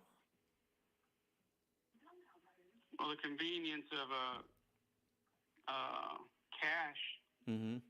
like you guys are doing, seems a whole lot easier and more convenient for us Correct. as long as price is right. Yeah. Doing the traditional sale, everything is dependent on somebody else. Correct. So Yeah, and those are fair statements, by the way, and they're factual. I think the only thing that I would say is that when it comes to the price point, a lot of times what I always tell sellers is that when you are trying to maximize and the value and try to get the most for the property, 100% of the time it's going to happen when you go out on the market, right? Because a lot of times those buyers are pre-approved through conventional means. Occasionally you'll get somebody that's approved, that has cash, that wants to live there. The convenience route, yeah, because it's a lot faster and usually it's an invest, it could be turned into an investment property. You know, we're usually looking for some sort of discount, right? And so that's the only thing that you have to weigh out. I don't know yet what the price would be significantly, what, as far as doing a cash offer and really understanding like we can get this done without any hassle, right? Because I think that's mostly what people look at, the convenience side with no commissions as well. But I know we have the mortgage around 340,000. Obviously that's got to be paid off. Have you thought about what you would want to walk away with on top of that once the mortgage is paid off? uh, yeah, about 10 million. You and I both. Yeah, You and I both. realistically, as much as I can get. Which is? I'm not going to put a dollar amount there because maybe you actually come out with a higher amount and say, oh, well, he only said this amount, so we're going to stick with this. So you get me as high as you can get. So you guys have no idea what you would want to walk away with. Is that what I'm hearing? Well, I have an idea, yeah. But let's see what you come up with, and we'll go from there. It probably won't be that much higher than what you owe, to be honest with you. Just because, again, convenience route. We're looking at this as an investment property. I just, don't want to be way lower than what you and your wife are expecting, right? Well, we're looking at least around market value that's listed around Zillow and Realtor.com has listed. Okay. It's kind of, and that's fair. And this is why I asked, right? And so you're looking at the Zestimate on Zillow. Is that what you're looking at? Yeah, that and the Realtor app or Realtor.com Yeah. both have estimates listed, and they're both they're different. Yeah. No, I get it. And look, you're not the first seller to really look at the Zestimate. I look at the Zestimate sometimes as well. Sometimes the Zestimate comes in a lot lower than what the property is worth. To be honest with you. It could be more, but what we do see is the actual estimate be way higher than typical because they don't look at condition, they don't look at area. It's just an algorithm that puts numbers together, and that's why I said sometimes it comes in a little lower, but after doing close to 1,000 something transactions, the algorithm is usually a lot higher in regards to the number. So, and I'm not here to change your mind in any way. I'm just giving you perspective when we look at this. That's how this estimate works. Okay. Yeah. Okay. And so right now, so just so I get understanding, you're looking at somewhere around 360,000 for the property. Realtor is around a little closer to 4. When I looked at Zillow, it said 370. So Yeah. we're looking Go ahead. somewhere in there. Got it. And that's what I mean, right? We have two big gaps when it comes to those numbers. When it comes to the numbers of what they're giving in regards to that. Now, what happens if you don't sell this? If you don't get what you're looking for? Then we just wait until we do. Okay, got it. So there's really until you get that exact number, you're making a decision. The moving to Hawaii thing can be delayed as much as possible. Yeah. Okay, got it. Got it. So, okay, here's what I'm going to do because I know what you're asking is, and again, I know we have the mortgage and you want to walk away with some money. I know for sure the 400,000 is going to be way too high. I can look at the area and see what we can in regards to what we can do with the property. And I know you wanted to go the more the convenience route. And this is why I'm very transparent. Talking to sellers, usually what I always tell them is that you're always going to get more money going on the out on the market. But I understand totally as far as the hassle having to deal with the agents and then paying commission and paying fees in some cases. Um, we do have two programs, but I want to do my due diligence first just to kind of come back and say, hey, Joe, here's what I can give you, but it would be with our flex equity program, and then I can explain it to you how that works. That might be the way where I can get you closer to 370, 380 maybe, is going that route depending on what I look at. If I find out I can do that, would you guys be open to have that conversation for this other solution? It still has the benefits of a cash offer. You get a net number. It just takes a little bit of longer time. Well, yeah, well, we can discuss that after we see what Yeah, the cash offer is first. sure. Okay. Well, let me do a few things. Let me look at We'll the area. discuss that at a different time, at a different day. Say that. Yeah, I don't want to talk about today. No, because I know your goal is to try to go more of the convenience route. But that's why I want to look at the area. I want to look at what this possibly is truly worth in regards to looking at the MLS, what it's selling for. Because I don't use estimate or F&I. We actually use the MLS. So that way I can come back and present both of the options for you. And then if both don't work out, great. We don't buy every property from everyone we talk to. That's okay.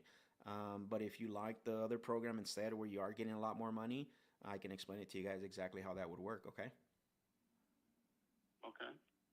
So when can I call you back about this, Joe? Where there's no interruptions. You work Saturdays? I do. Yeah. Well, let's say Tuesday, when my wife goes back to, well, I Tuesday. think she works Monday. Let's go Monday. Monday. Okay. Let's see. Let me pull up my calendar real quick. Okay. Yeah, let's say Monday around 2. Let's see. For some reason, I haven't taken my nap yet today, and I'm hoping to before she comes home. Okay.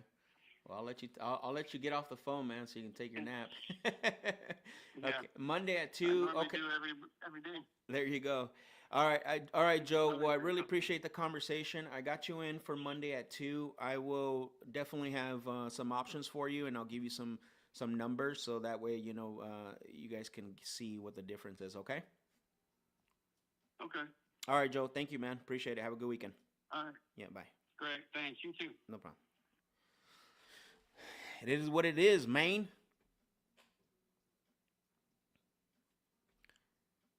He said it is the seller. All right, so let me make sure I book this appointment before. So let's see. He's in, what time is it in Tennessee right now?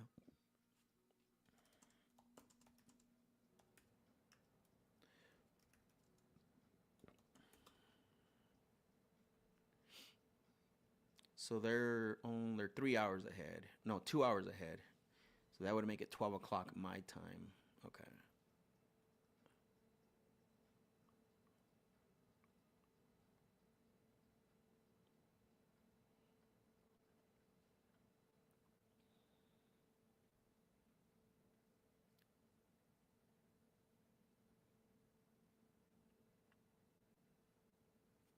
All right, I just booked the appointment. I'm going to disposition it. Appointment booked.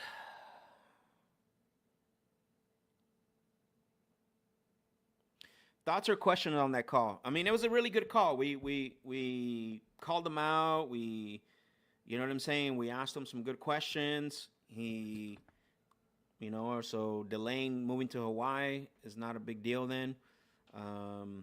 Jermaine, I love this, bro. That's a really good point. That's why we double dial, right? And we leave a cliffhanger voicemail on top of that, because that's the only reason why he called back, because of the double dial, right? If you're not double dialing or triple dialing, right, you're missing out.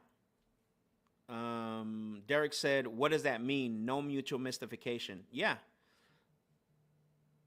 Absolutely not. Hold on really quick, guys. Hey, Brittany. I do. You caught me on the live. You're on the live. You want? Do you mind if I put you on speaker and talk about a deal? Just don't say addresses and seller name, so people can hear. Okay, hold on. All right, go ahead. Okay, Say so hi to this is everybody. for hello. Go ahead. This is for the Naples, Florida property that we have. Yeah, yeah. Uh-huh. I had one buyer that came back and said that the comps were between like 1 million and like 1,075,000. Okay. And then I have another buyer though that just put an offer in at 1.4. Ooh. It's significantly lower than Okay. where we're at, but I think that's probably going to be the highest offer we have right now. Yeah. So I don't know where we are with the seller. I'm happy to call him and talk him through it. He seemed like a really nice guy He is. who understood because he's an investor himself. But before I reached back out to him, I just wanted to let you know that's kind of where we are. Okay. But So I think we're in the same ballpark because there was another gentleman that I sent it to him or send the details to. He's an agent there. He thought he might have had a buyer for it, but he kind of came around. He came back around the same numbers as well. So yeah, let's if you can, because I think that's your skill set. So I think you do a really good job when it comes time to have that conversation with the seller. Now, just remember, you got to make the adjustments. You got to make the adjustment right on the offer. So, and let them know, like I've gotten offers around there. You've talked to many people, and so that way he gets a whole picture of what's going on with this. That'll be awesome if we can move it even at that 1.4.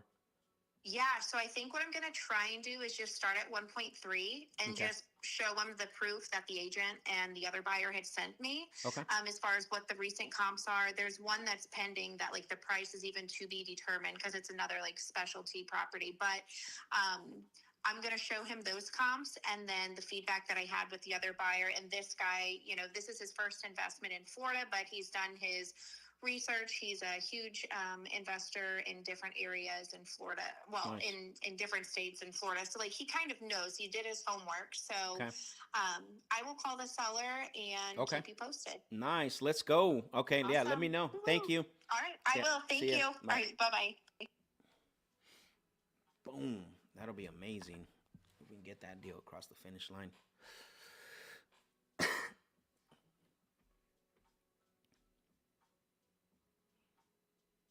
Okay. Any questions? You guys got all quiet. Go back to the desired outcome. Moving to Hawaii. Yep. Moving to Hawaii.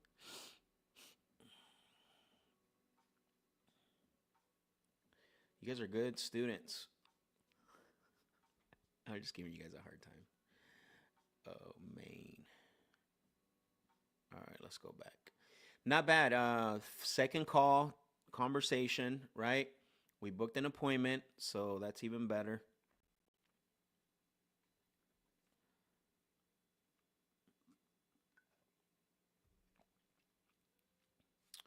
Actually, I gotta send a message.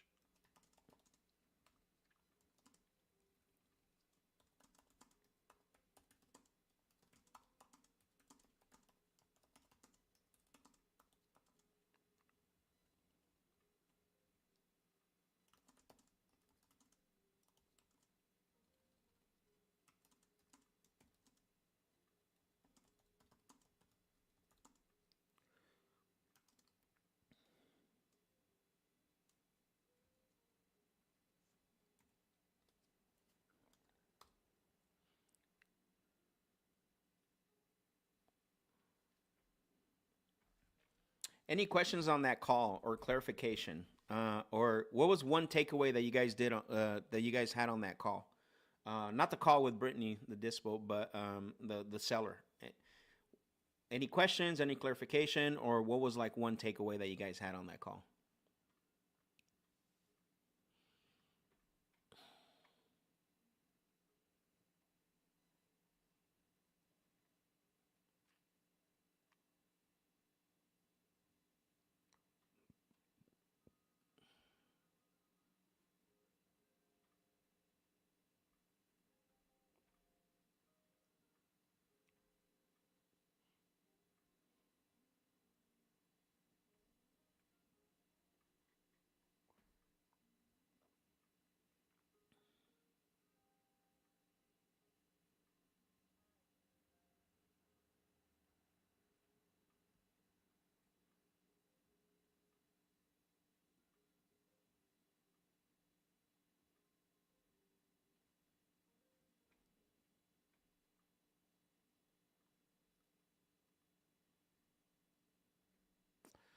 All right, let's see. We got Ken, Mr. Ken. Ken, I know you want to sell your house, Ken. Ken, I know you want to sell your house. Amador, what's up, brother? The different questions you ask to get their number out of them. Yeah, I mean, look, at the end of the day, right? Like, when you ask the question, so what you're saying is that you and your wife have no clue on what you guys would want to get for this property, right? I'm gonna the one thing I learned, right? The one thing I learned in this business is that sellers may not know what the property could be worth, right? After it's fixed up, appraised value. But the one thing they do know is what they would want to get, right? That for sure they know. Why? Because they've thought about it. If I can just get this much, like they've talked about it. So when a seller says, "I don't know what I want to get for it yet," like they're not saying they're what they mean is that I don't know what the property is worth, right? And so you got to understand the difference. Sellers confuse, right? Sellers confuse with I don't know what I want to get for it yet with I don't know what it would be worth if I fix it up and put it out in the market. And so when they say that, it throws us off because that's not what they really mean, right? What they're saying is that I don't know what it's really worth if I fix it up or the true value of the property, but I can guarantee you 100% of the time every seller knows what they would want and what they need to have, right? That's just and so asking finding a few ways and a few probing questions like it helps to really uncover that whether that number is 100% accurate. In this case, it was a range, right? And he tried to throw me the Zestimate and he said realtor.com. And I'm like, I debunked that. He didn't say nothing after that, right? I'm like, and you notice how I softened it. I softened the Zestimate and I softened the real.com. I said, look, I get it. I sometimes look at Zestimates as well. And I can tell you after doing hundreds of deals, right, close to 1,000 deals, what I've seen is in some cases the Zestimate is lower than what I paid for or what you could sell it for. But in a lot of cases, or most of the time, it's way higher. The reason why is because they use an algorithm. They don't take consideration condition. They don't take consideration location. Like a lot of factors go into creating that algorithm, right? And it's not based on your unique property. Now, I didn't say that, but you could say that on your unique property. And so again, knowing this, right, this is what's good about studying and working on your craft, understanding how sellers say things, right? When someone says, I don't know what I want to get for it, what they're truly saying is, I don't know what it's worth after I fix it up, put it on the market, what it could potentially be worth out on the market, right? That's the difference.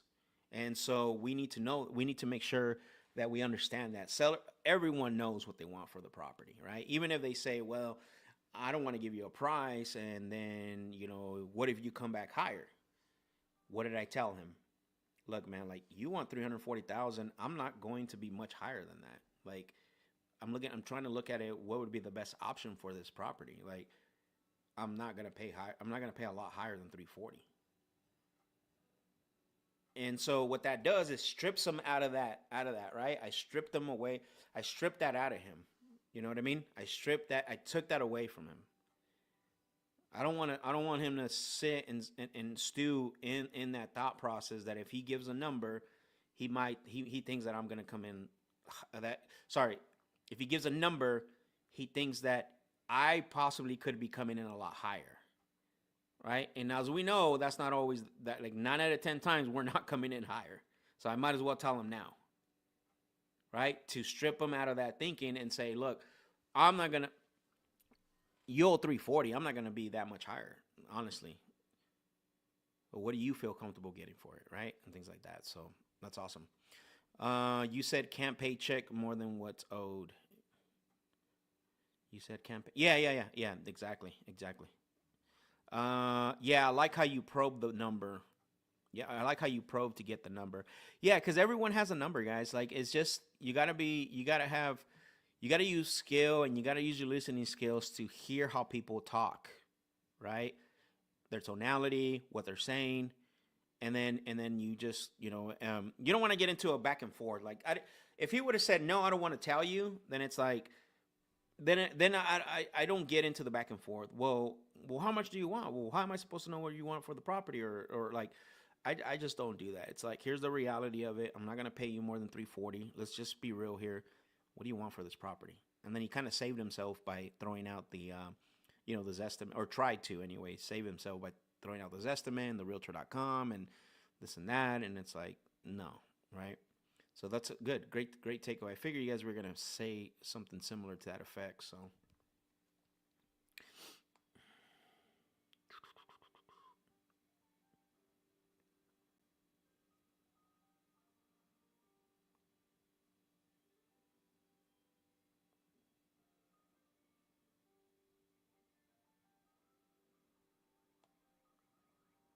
and I'm hoping we can move that property in Naples, Florida. That'd be killer.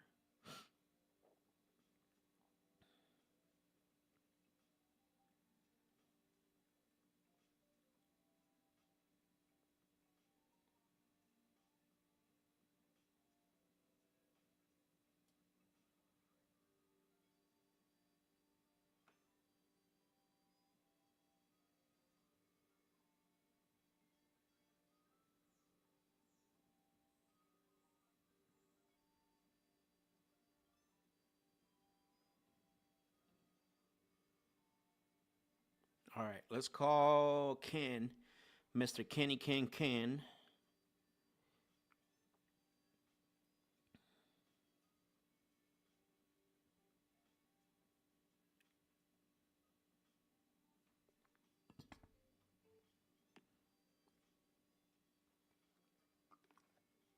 Please leave your message for.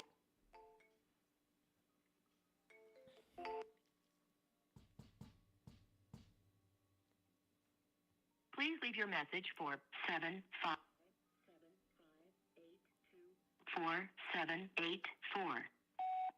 Hello, Ken. It's Max. I was calling about your property over at Petersbridge Road because I want to. Because I want to.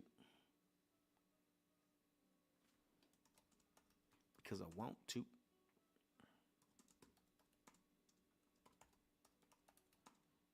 Sorry, I had to finish the line. Couldn't help myself.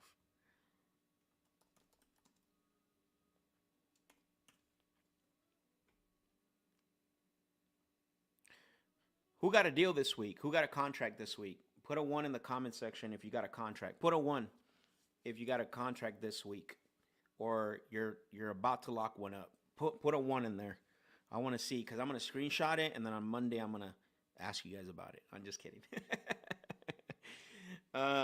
Who got a contract this week? I'd love to see who got a contract this week already.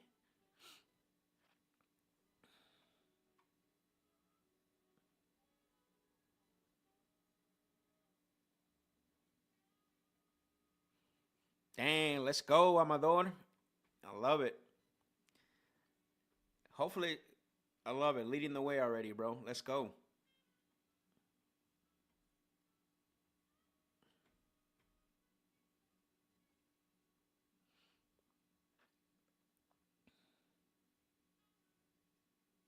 Who else? Put a 1 in the chat if you already locked the deal up this week.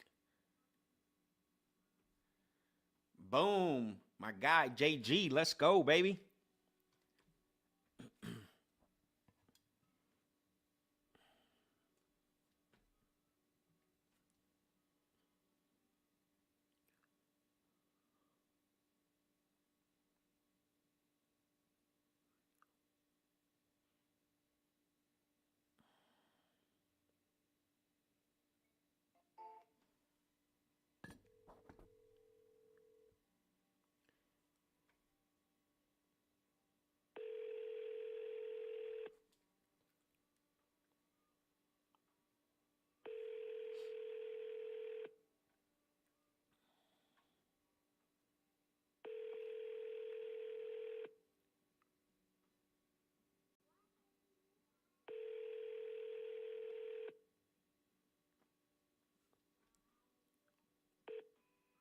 you've reached Greg Tennant. Please leave a...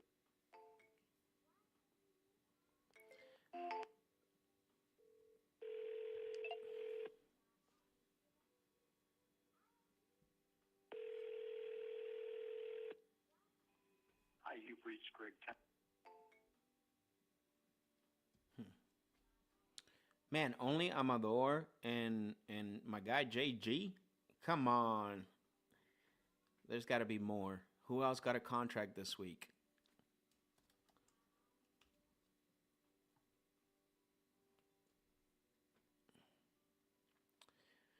Max, do you send messages? Do you send messages as well? No answer. I personally don't, but the system does, bro. Once I move them over to attempt, like if they don't answer and I move them to a different stage, the drip sequence starts, and then when they reply, I can call them, right? So, the only time I send a text message is when they're further down the pipeline. Whenever they're like in the offer stage, right? And I'm trying to call them, or but anything prior to that, if it's a new lead, put them in the attempted contact, then the drip starts. If it's an appointment and they don't go to the appointment, then move them to no show, then the drip starts. But not until I personally, sometimes I'll type out a message, just depending if like on that conversation, right? Thanks for talking to me, like But in this case, when they don't pick up, the system will actually drip them. Yeah, so I just gotta tag it drip and it'll start, which is wonderful.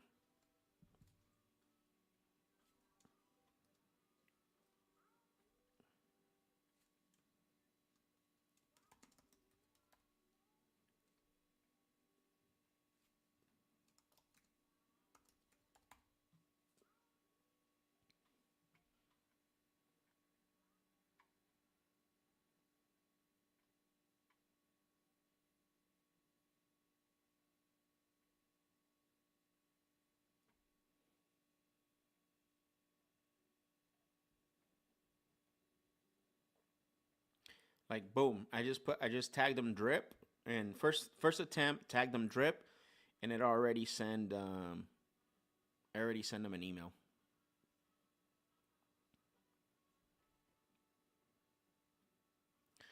Let's go, Sabrina got a contract this week. Let's go, baby. We got Amador, we got Jermaine, my guy JG. Sabrina got a contract this week. Let's go. I love it. That pumps me up.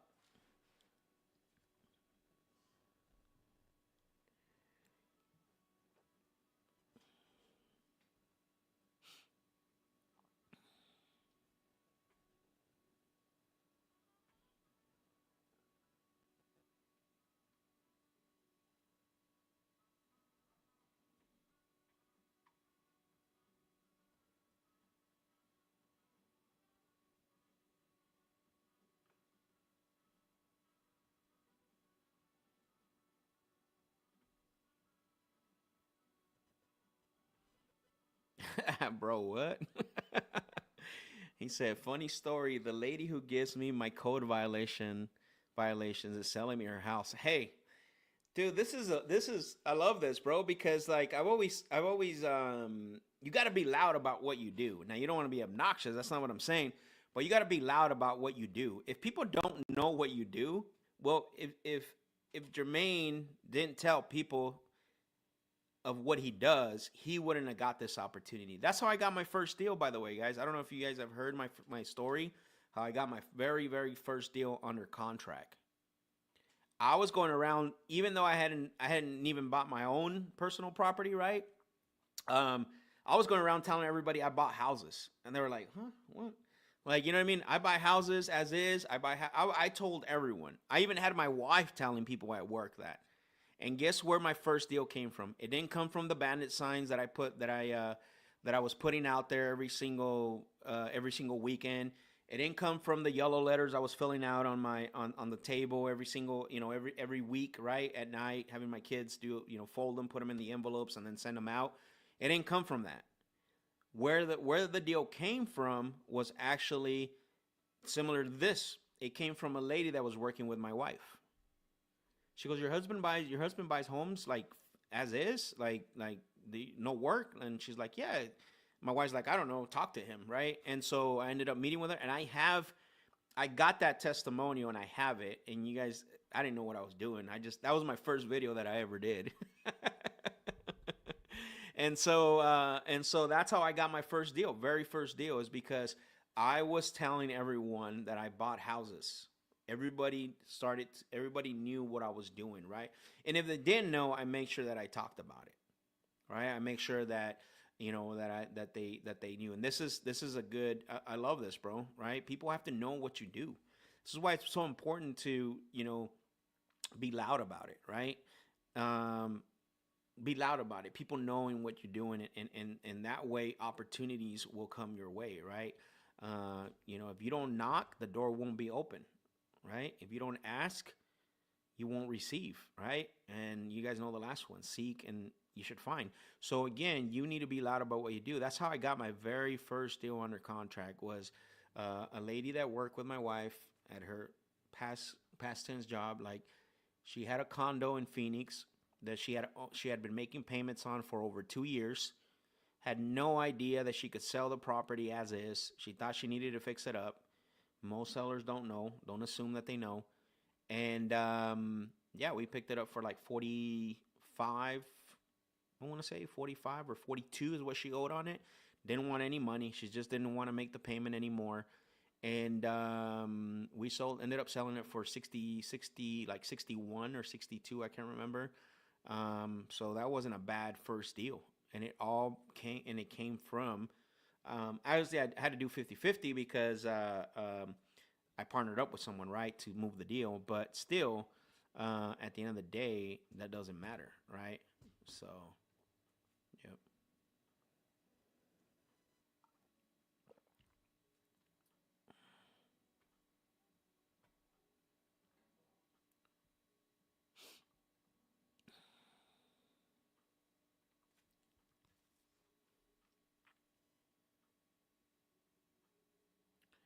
All right, let's call Mac. This guy's name really Mac Mosley? Yeah, I guess so. Okay.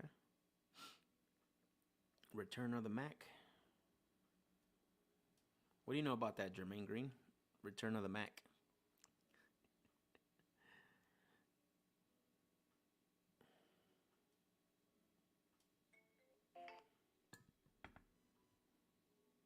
Your call has been forwarded to voicemail.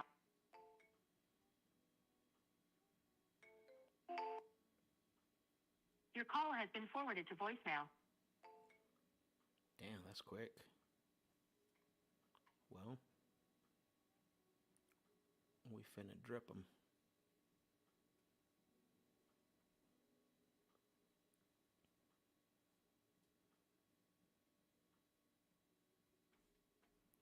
Let's go. See? Jorge, I love this. I got my first deal, Max. Manifesting for the future. If you're gonna be about it, let's do it. I love it. Even though he hasn't gotten it yet, right? Like this week, he's like calling it out. Did you and Derek link up, by the way? You guys link up at all? Okay. So let's do this. So we got through the new leads. How do I?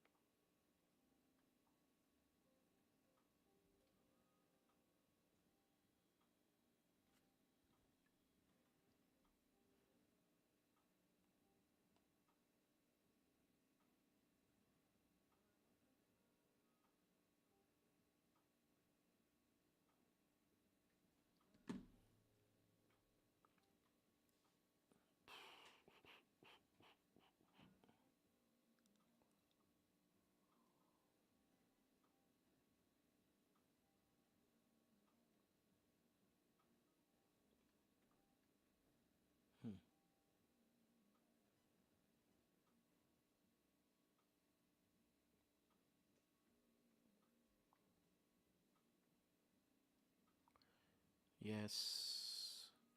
I would like to get 330,000 for the house. Okay, let's see if it's worth that much.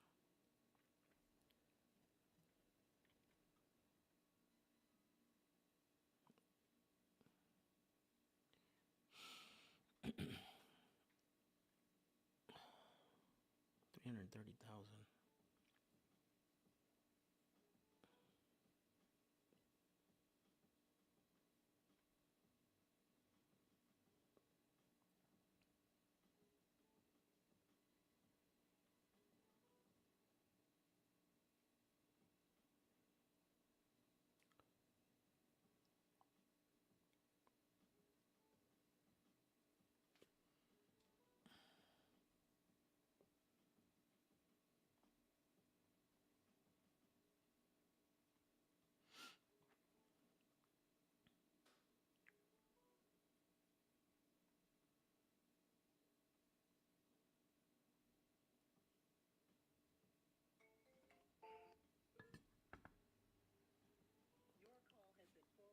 An automated voice messaging system.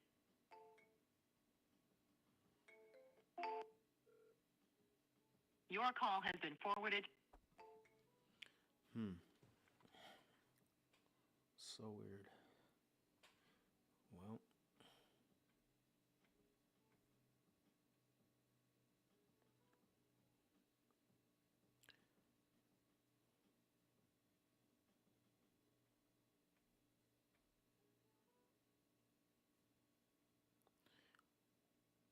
let's go, Sabrina. Lock that up. Get it.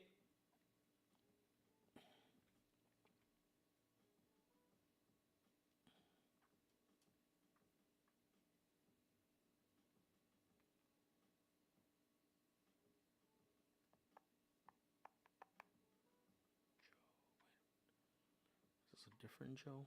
Oh, yeah.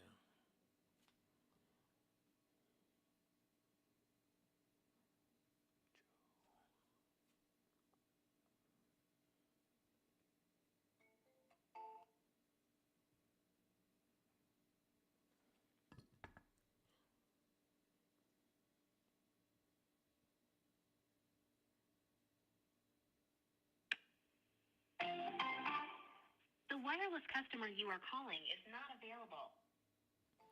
What does that mean? Phone off? Disconnected? Who's a wireless pro out there?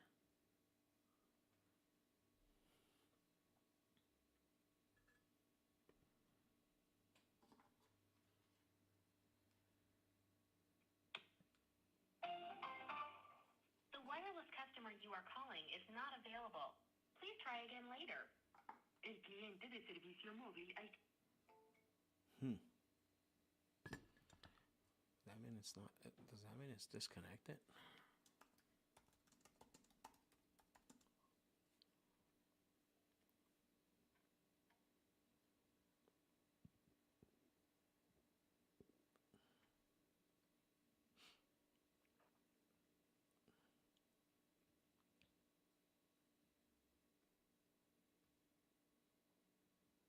Oh, okay, cool. Yeah. So number disconnected.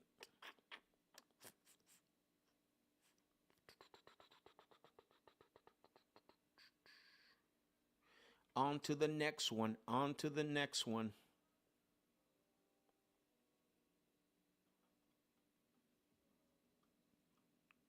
On to the next one.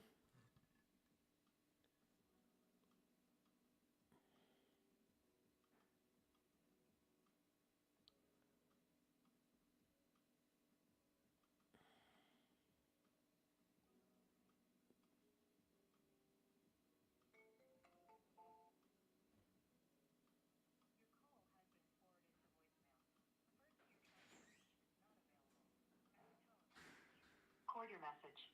When you have finished recording, you may hang up.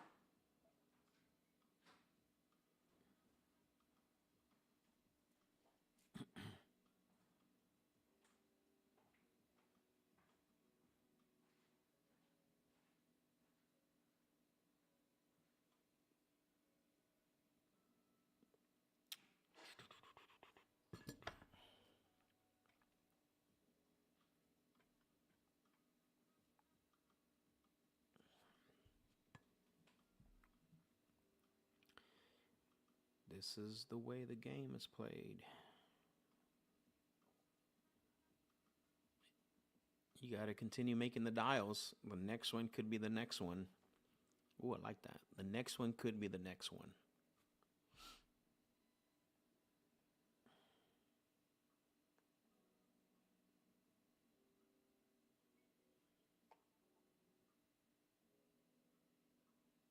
Your call has been forwarded to voicemail. All right. So no answer.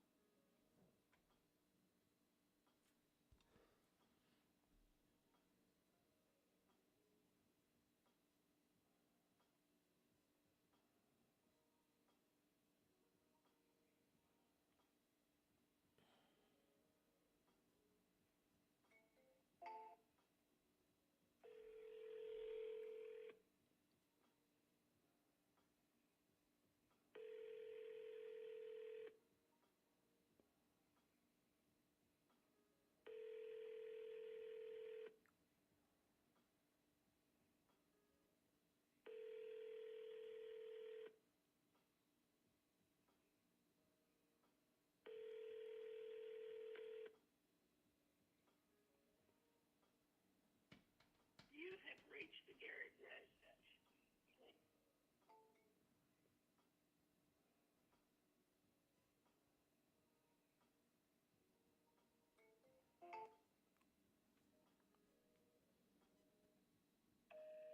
Dang, old landline. That's crazy.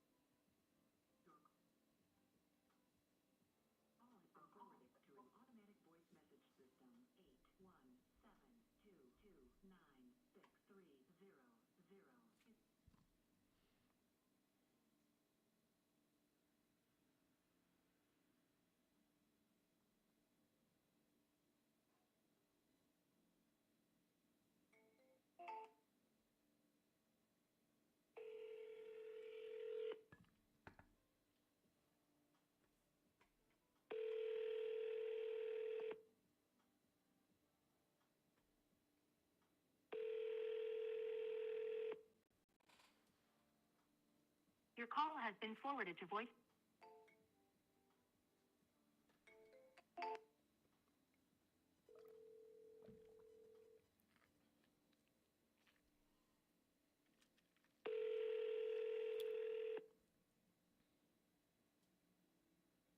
This is Gary. Hello, Gary. This is Max. I'm calling you because it looks like you had spoken to one of my team members about selling your property over at Gatewood Circle. No, I'm not interested in selling. Okay. Do you have any other properties you would consider selling besides that one? No, not at this time. Okay, got it. A little confused. I did have the notes. Did something change, or you just were never interested? Oh, I don't know. I think they just. I know I never reached out to y'all for anything. Y'all are reaching out to me.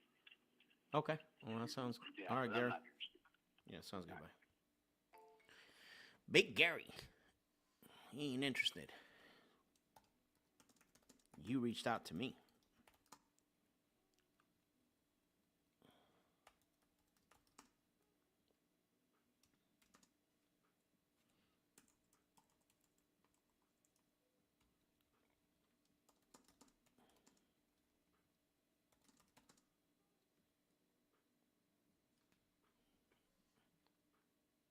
Well, if you're not interested, I'm not interested either, sir.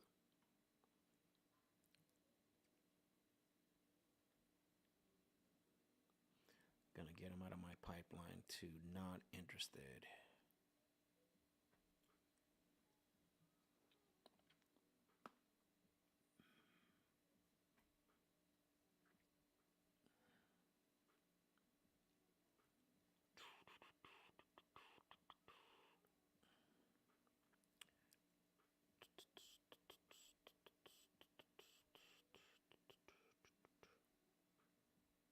This was yesterday, Charlie.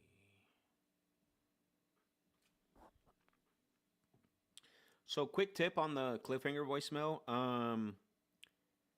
If like I called this guy yesterday, if and that's why it's important to put it on the notes, right?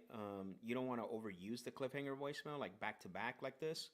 Maybe if I call this lead again next week, I'll use it. But you don't want to overuse it, right? You want to make sure that you are spacing it out. Like you don't want to use it like if you call them back the next day or that same day, because then it's gonna be like these people are just playing games, right? So you want to make sure that you're careful with that. You always want to double dial though, for sure, but don't overuse the cliffhanger voicemail.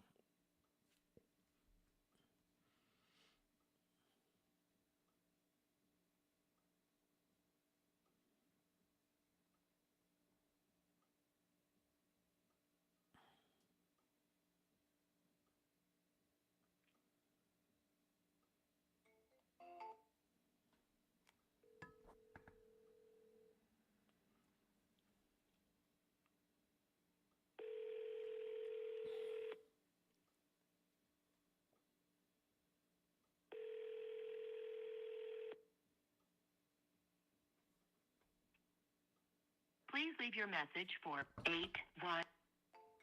And you notice the call before answered on the double dial. So now you guys have seen it twice already, right? The guy that I had the conversation with, what he's like, I never answer any unknown call, but the only reason why he did was because the double dial, right? The back to back dial.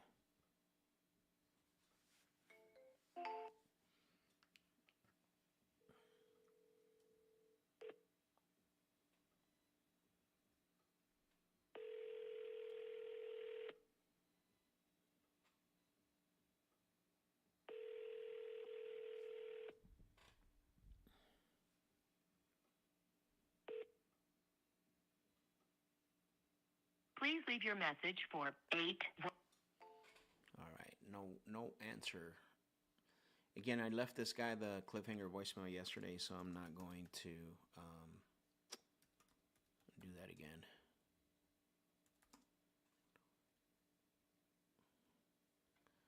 But what I will do is put him on a drip, drip, drip, drip, drip, drip, drip, drip to the drip, drip, drip.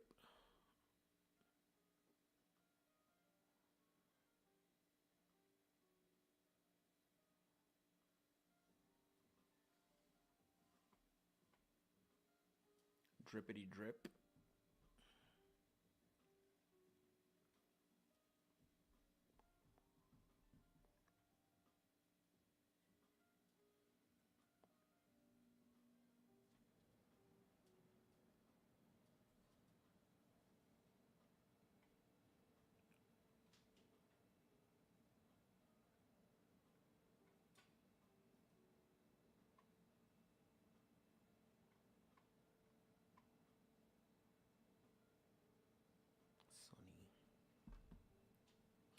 Hey, Sonny.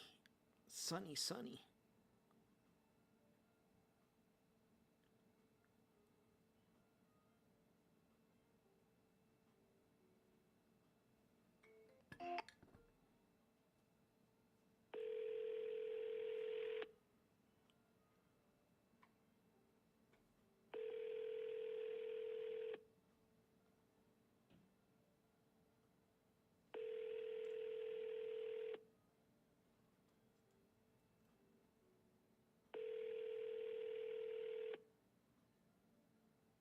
Your call has been forwarded to an automatic voice message system.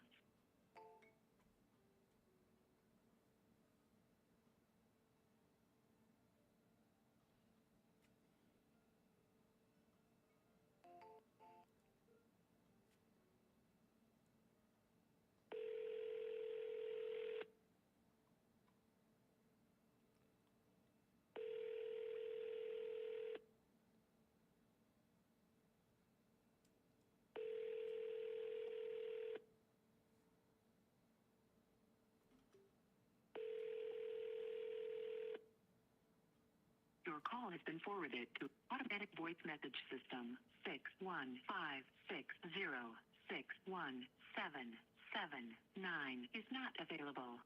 At the tone, please record your message. When you have finished recording, you may hang up or press 1 for more options. Hello, Sonny. It's Max. I was calling about your property over at Fallbrook Lane because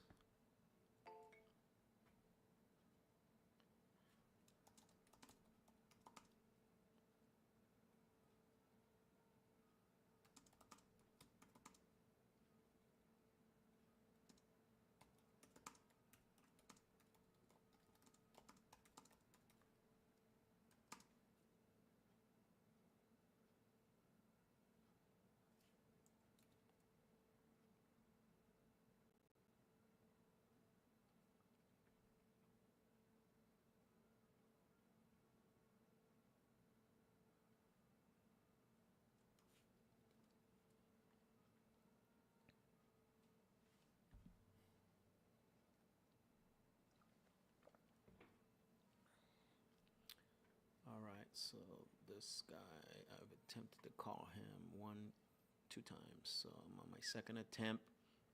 We're gonna keep him under attempted contact until about the 8th one. So all the leads that come in that are either new leads, and I'm trying to get a hold of them. Usually I try to hit them like 8 attempts, and you guys saw what an attempt is, right? It's double dial and a text message, and you have a drip sequence. It includes the drip sequence as well. So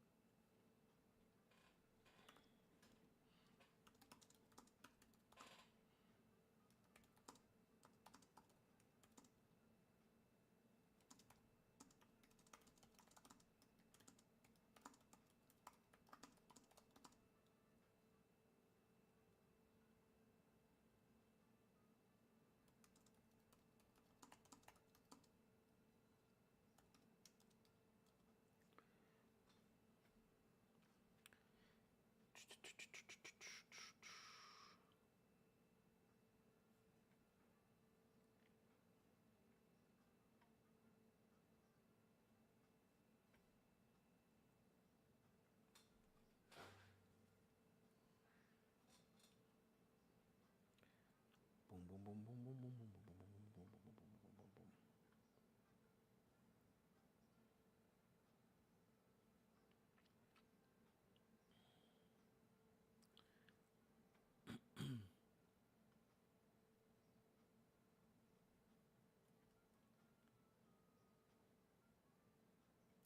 Oh, you know what? Let's call Jimmy. Jimmy. And then I'm gonna give a shout out after this dial right here. I'm gonna give a shout out to the sponsor of the show. So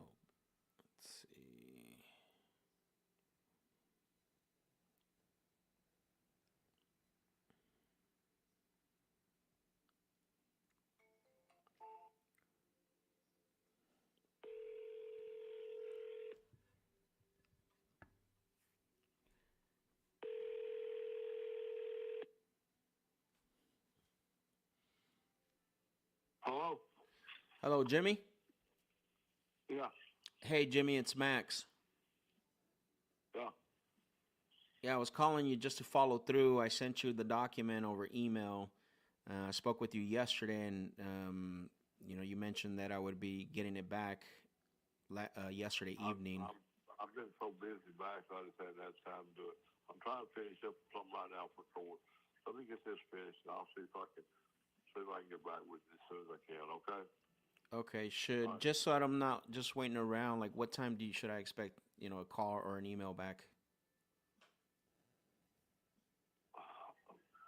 I don't know. Probably next. What time is it now? 5, 3, 3:30. 3 o'clock. Yeah, 3:20. Maybe about 6 o'clock. Okay. 6 o'clock. Okay, that works. Then I'll definitely keep an eye out for that. Okay. All right. Thanks. Right. Jimmy, Jimmy, Jimmy, the old attorney. Come on, dog. Been telling me that for 2 days. I'm about to pull it.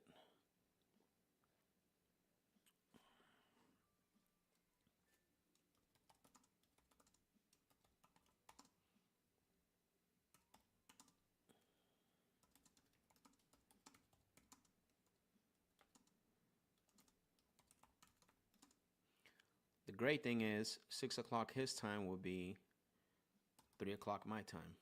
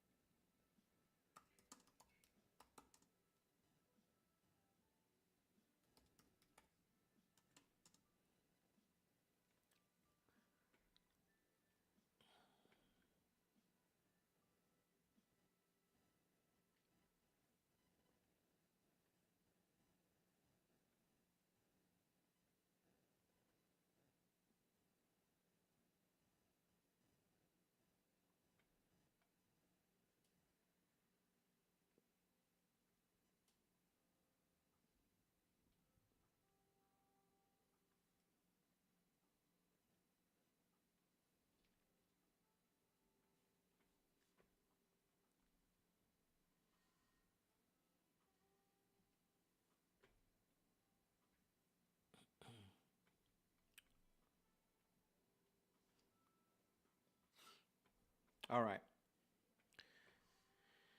Where was I at? All right. What's going on here? So want to give a shout out to Get Sellers. They're the ones who are obviously the Deal Lab is powered by Get Sellers. Get Sellers is providing all the leads for the show, not only the leads but also the CRM. You can see Taylor's actually in the in the chat. I don't know if he's still in the chat, but there he is. That's my guy Taylor right there. I've known him for a while now. You guys know that I don't associate myself with just any brand. I'm gonna keep saying this because it's very true. I don't just push. I don't just promote. I don't just attach myself to brands just to get an affiliate, right? Do an affiliate agreement. I have I've Taylor has helped me in the past with marketing campaigns. He does a phenomenal job when it comes to building your campaign. And then he just now started offering, not just, but in the most recent time, he's offered the CRM built through the Go High Level system. So this is the same CRM that I use.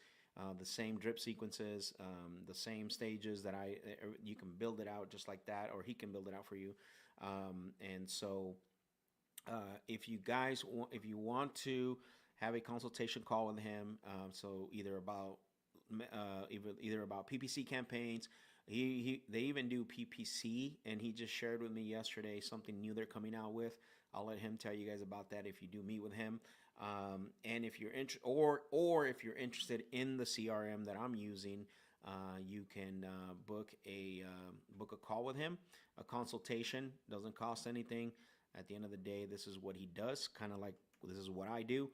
He does that. I'm gonna put the link is actually in the description of the video, but I'm also gonna put it in the chat so that way you guys can book a call with him. Now, I will say this: if you book a call with him, he's really busy and he's made these slots available for the show. So if you book a call and you don't show up, you're not just making yourself look bad, but you're making me look bad as well too. So if you book a call with him, make sure that you're showing up. Make sure that and if you can't make it, I understand things happen. Just send him a message real quick, right? An email, and so that way he knows. But highly recommend it. You guys know that I don't recommend products at all, whether it's in my Instagram account, whether it's on Facebook, or sorry, on YouTube. But this is one of the products that I stand behind, just because, not just because they power the Deal Lab by providing leads and the CRM. He's done multiple campaigns for different operations that I've assisted and consulted for, and he's brought their. What I like about Taylor, in this last operation that I was consulting for, he brought their PPC. They were spending about $25,000 a month. Okay, and I'm not saying that he can do this for everyone, but I'm just giving you a quick testimony of what he did for this person, right? And he probably can. I mean, the guy's sharp and he's smart and he's been doing this for a while. They were paying $25K a month for PPC spend, plus an additional 10% for what is it called? Campaign management. And so what happens is he took that, he looked at the campaign, and he fixed basically what he adjusted the campaign, and he saw some things that needed to be fixed, and basically he ended up reducing it from 25. We reduced the spend back down to a little lower than 10,000, right? Just to kind of reset the campaign. And then we stayed within that 10,000 to 13,000 a month. But then they got double the leads and less for the lead cost. So that's the kind of stuff that he can do, right? If you obviously not everyone has that type of spend, for monthly. Not necessarily do you have to have that type of spend, but I'm just giving you a testimony. I'm I'm letting you know what what he can do, right? And if you're not ready for that type of marketing campaign, then he has the PPL option, right? Pay per lead. And like I said, they're doing something new that he can discuss with you in the consultation. And if you're interested in the CRM, same one that I'm using, that's helping me to keep organized and accountable, just book a call with him, and he'll talk to you more about it. So that way you guys can do that. And I dropped there's the link there. I dropped it in the chat. So hopefully some of you guys will reach out. Again, if you do reach out and you book a call with him, make sure that you are attending that call, please. Shout out to them. Get sellers. Let's go. All right. I just got a call back right now. Let's see.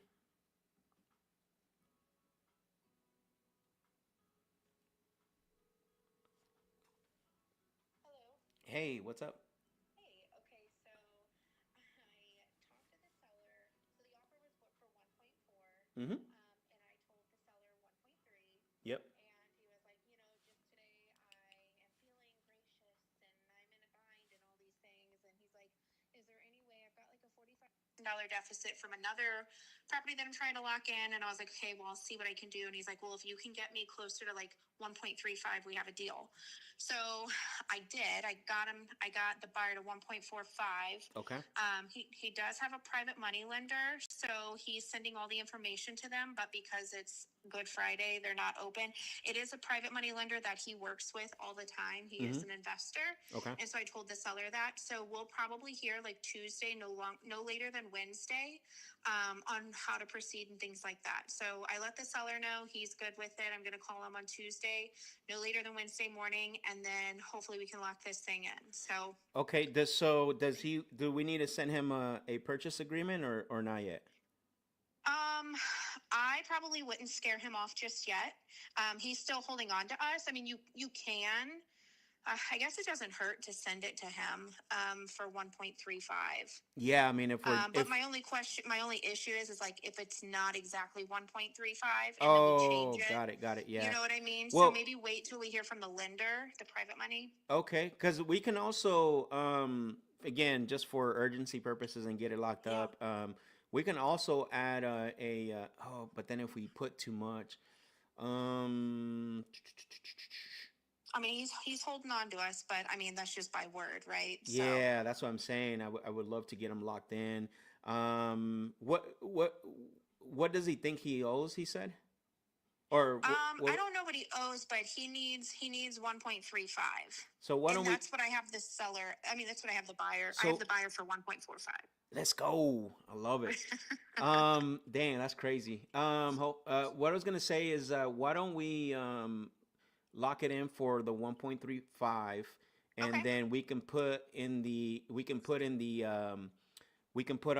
what's it called, in the other terms and conditions that we are Uh-huh. willing to make an adjustment based on, if the payoff comes back right, and that's fine, because that's part of the payoff. It's not like he's asking for more money. You know what I'm saying? Like, Mm-hmm. let him know that, so that way he doesn't have to worry about it. It's solidified, and then that way we can get the buyer. That way you let him know that the buyer. That way we can get the buyer locked in, so he doesn't go anywhere. You know what I mean? Okay. So, what do you need me to reach out to the seller, or what do you need me to do? Yeah, just tell the seller, say, hey, I just talked to the team. I talked to Max, and we don't want to lose the buyer.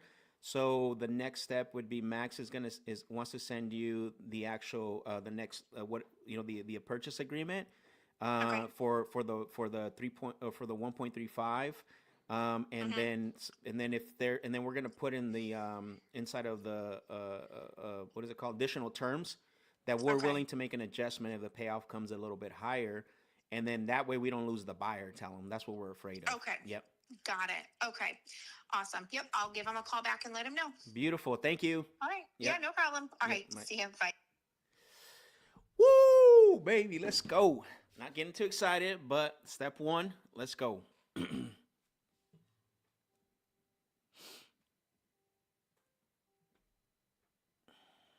All right.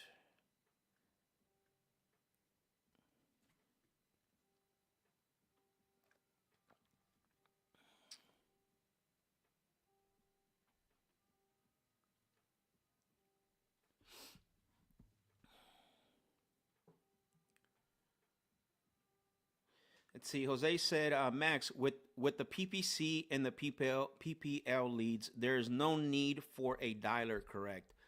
Um.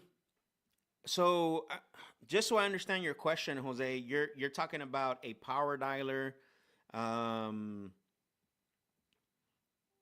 I think you're talking about a power dialer. I'm assuming, not necessarily, right? Because you would only need a dialer for PPC and PPL when you have, like, let's say, a huge list, right? That's in your CRM, because then it gets really tedious, like dialing one at a time, right?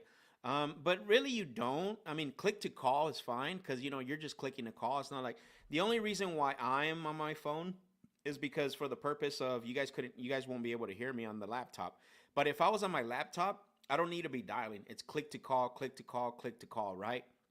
But I'm doing it for the sake of the show. I'm only doing it,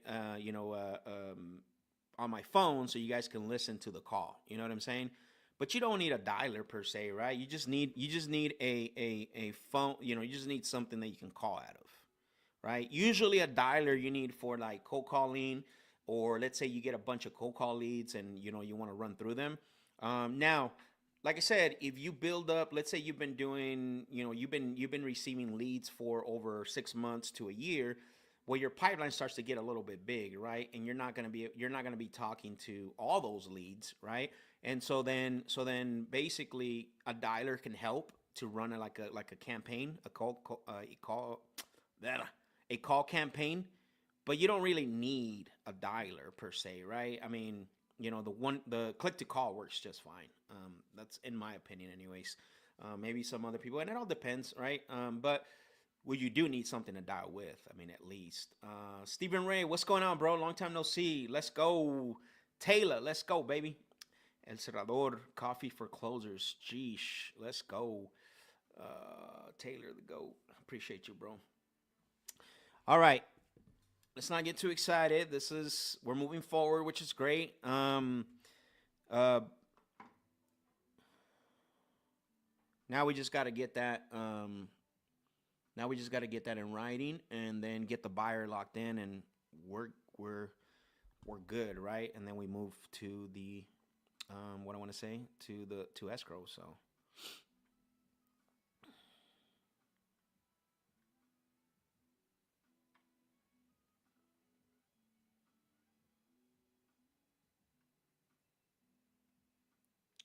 this is good. I'm glad that you guys got to see this in regards to live. This is why I want to do this deal lab, right? Because you're seeing things transpire in real life, like live, right? You're seeing things. There's no other show that's doing this for you. I could tell you that right now, that I know of, anyways.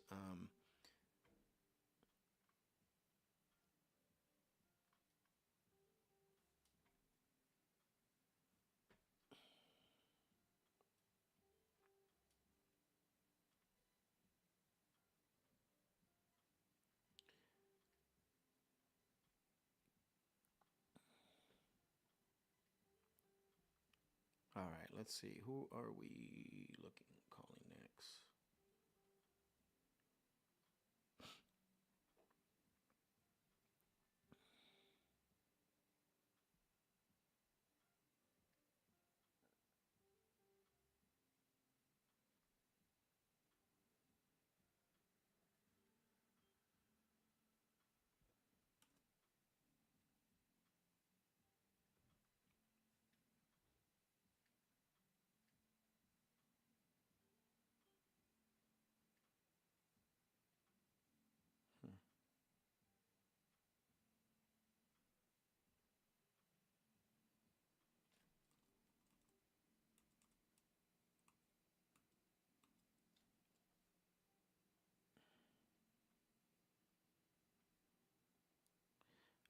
Steven said, "Are you calling PPC leads?" Yeah, I'm calling.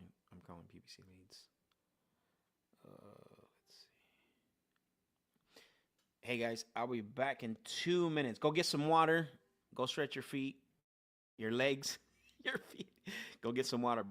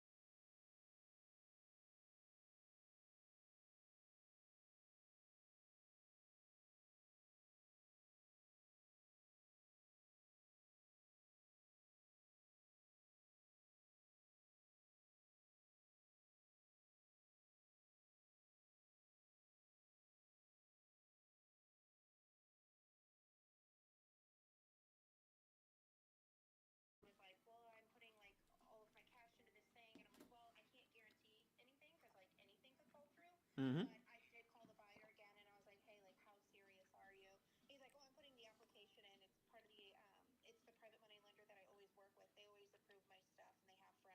Yeah.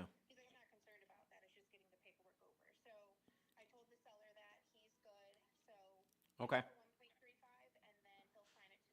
Okay. Perfect. I'll send it to him. Awesome. Good job. Thank you. All right.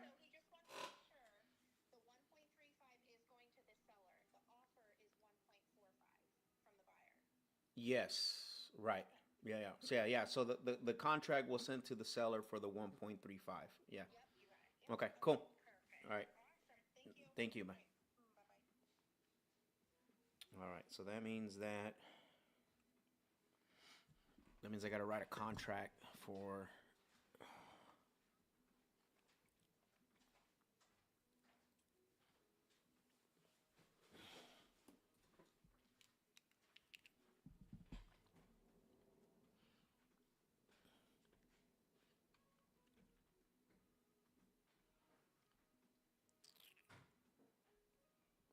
Be cool, man.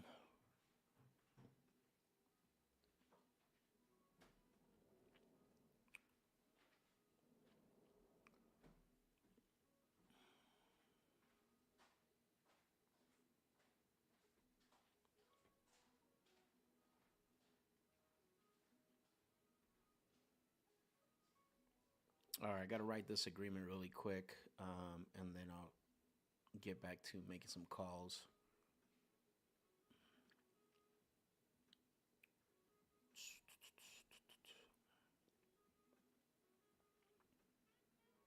At some point, my goal will be to have uh, transactions do this transaction coordination. My transaction coordinator. Once I get her up to speed and have her send out agreements for me.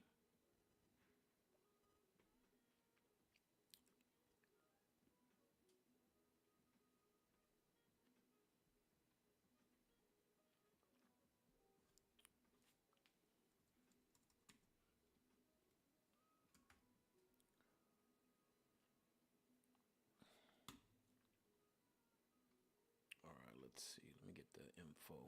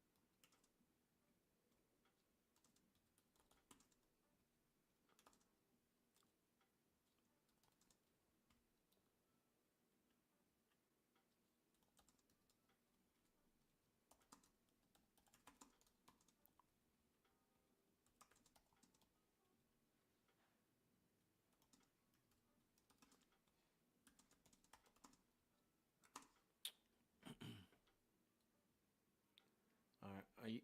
The other thing I do is I use PropStream to verify ownership, mortgage, all that stuff. Um, I've always used PropStream for that. It's worked really well for me.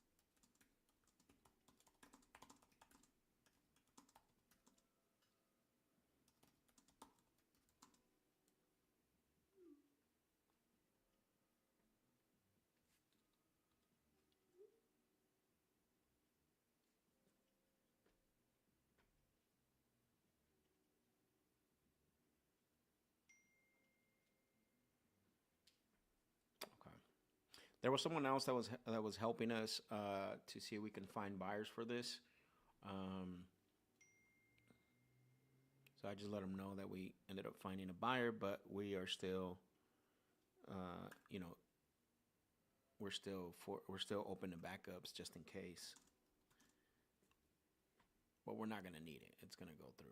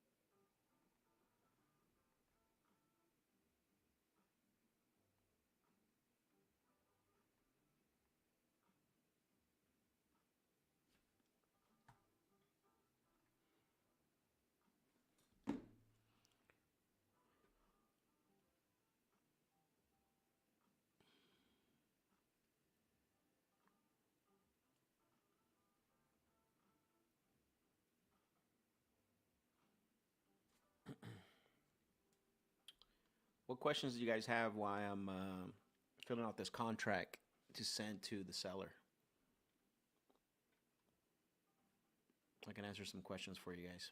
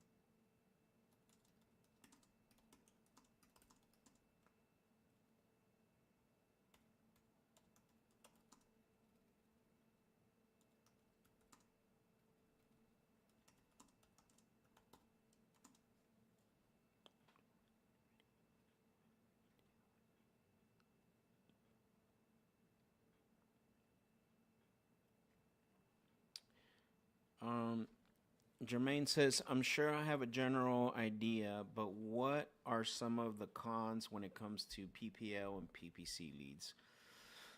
There are some. I think there are a few, right? I think the biggest one, honestly, is the cost, right?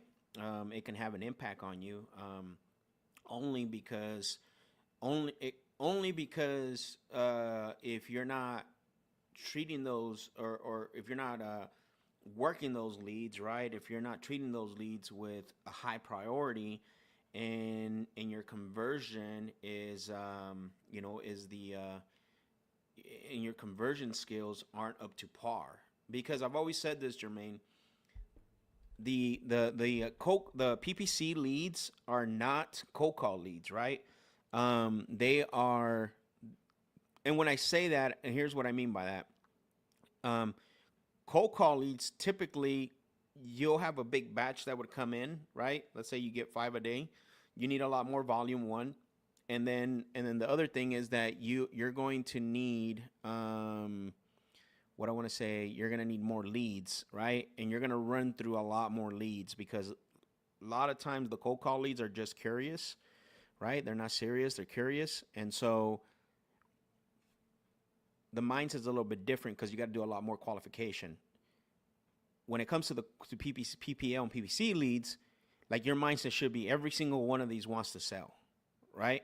Not saying they're going to sell, but wants to sell. Like, they filled out a form that says that a form on a website that says we buy houses, right? So your conversion skills have to be a lot better, a lot more skilled to convert those leads compared to a cold call lead. So that's a con. If you don't got, if that's one of the cons, is that if your skill set is not where it needs to be to convert these, then the second con comes in, and you're going to spend most of your marketing dollars, right? Because it is a little bit more when it comes to compare to a PPC lead, right? Those are the only ones that I can think. When it comes to quality, they're untouchable, bro. You know what I'm saying? Like, there's nothing out there. Hence why it costs a little bit more, right, to get that lead, and why you need to be a lot better on the phones when it comes to getting those leads. But to be honest with you, I personally, I'm not just saying that because I've loved PPC, and this is before I was even doing this. We were doing PPC leads, and they were always the highest converting with the lowest volume, right? Cold call leads, you're gonna need a lot of volume. Not necessarily it's more economical. Your skills still have to be good, because you got to convert, but now you're just qualifying more, versus with PPC, you need less volume. You're going to spend a little bit more, and your conversion skills need to be a lot higher, right? Because you can buy 100 PPL leads and you don't convert any. It doesn't mean they're not good. It just means that your conversion skills are not good, right? So that's the only thing that I can see where it's like, where with someone is not ready for those yet. But to be honest with you, if you're not ready for PPC leads, then that means that you're not ready to, your skills. You got to work on your skills, right? All right, let me see. Let me make sure I write this right.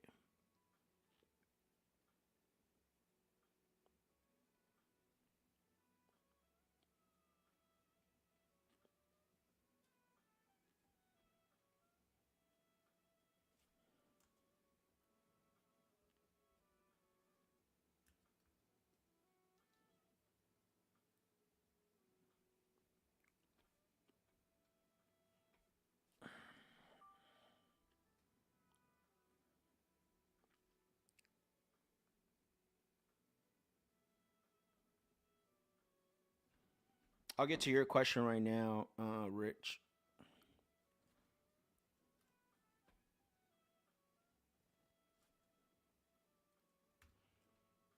I was waiting for the seller to send me an email for his wife, so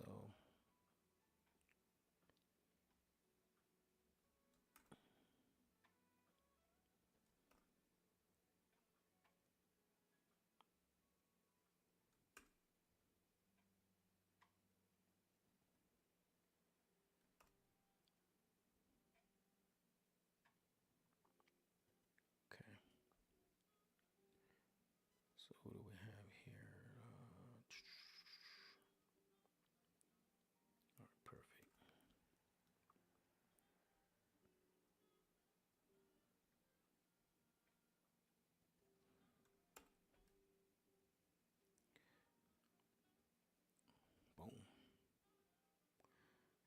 he is.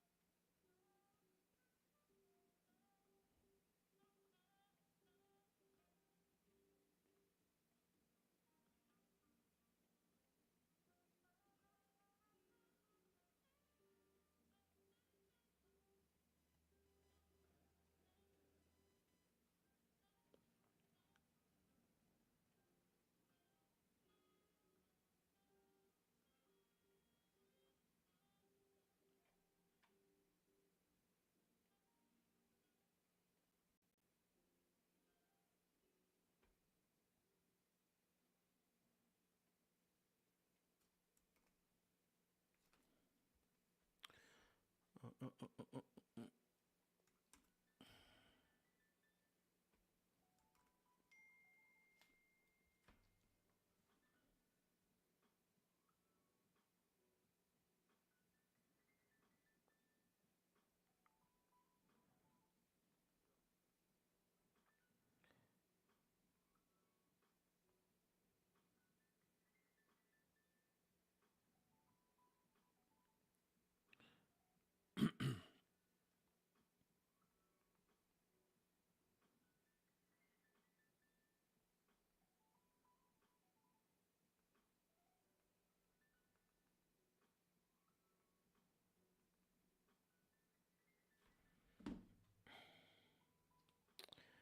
All right.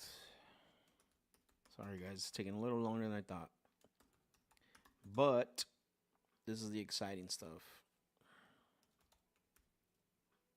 This is what we make so many phone calls for, right? Okay, so we got the wife in there. Yep, perfect. 8.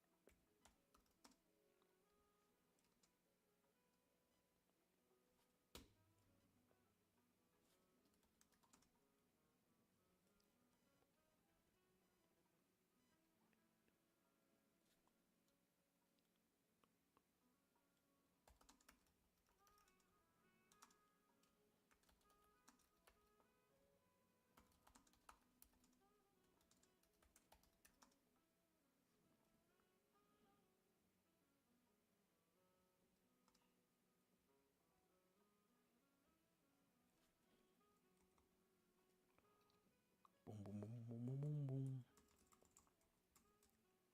Shoot.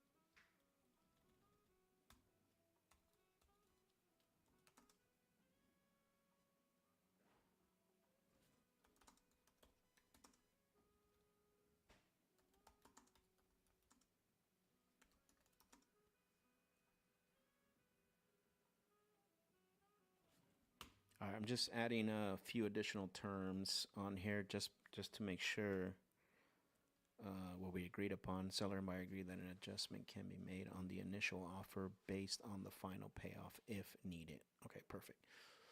All right, we got everything in here. Let's see. Yep. Address, price is good. 30 business days. Oh, forgot to add one more thing in here. All right, perfect.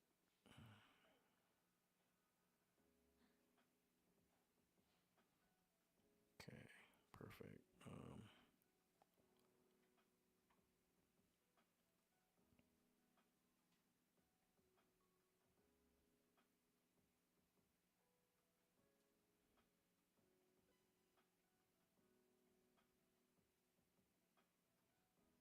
All right, there we go.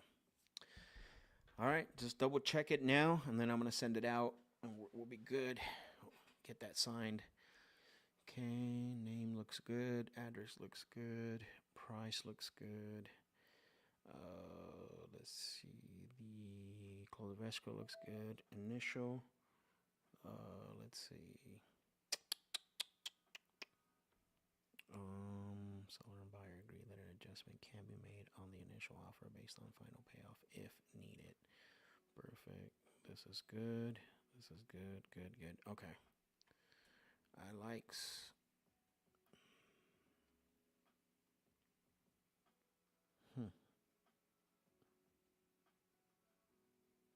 Oh, I see. Boom.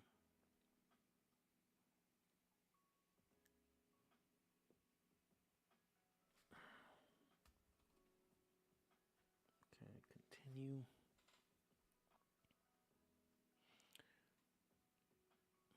All right, it's sent off in the in space. So let's go. Good start to Friday. Finish Friday, baby. Let's go.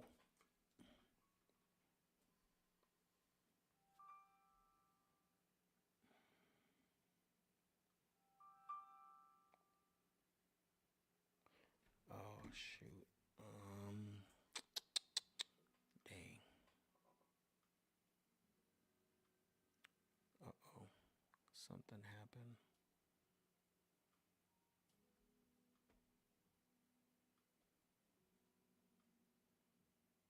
Hmm.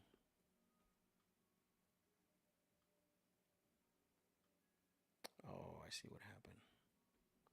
Dang it.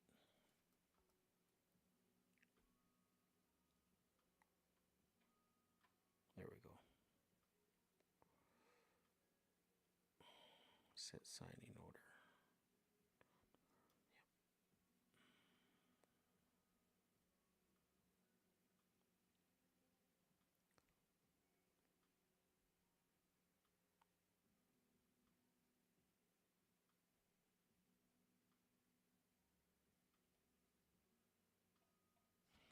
Okay. Had to resend it. All right, Max, what are the best ways to get leads? Oof. And on an average, how long does it usually take to sell the assignment? Thanks, brother. So that just depends, bro, on the situation with the seller, right? If they can get out right away, one of the things that we push for is at least 10 to 14 days. You know, not all the time does that happen, so we have to work around the sellers, right? Now, how long does it take to find a buyer? That's a whole different story, right? Which I think kind of what your I confused your question with how long does it take to close versus how long does it take to you to sell the assignment.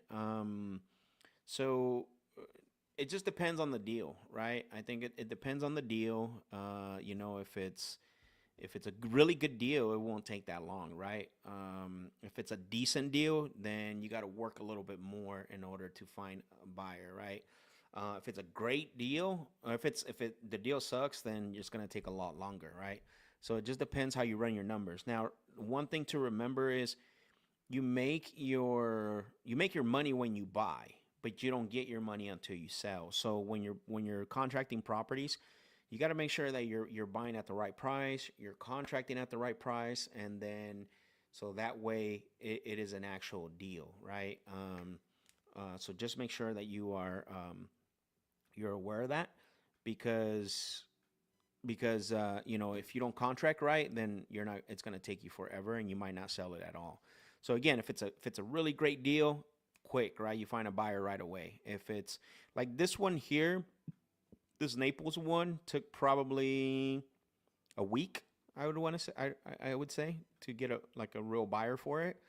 You know, obviously the buyer hasn't signed yet, right? We want to get the buyer committed, but you know, but that was, you know, we found it took a week.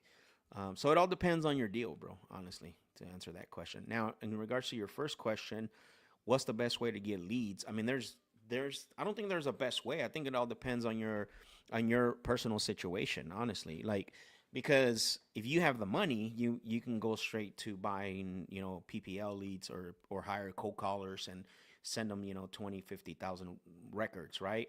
If you're financially capable, like, that is one of the best ways to generate leads, right? I think it all depends on your situation.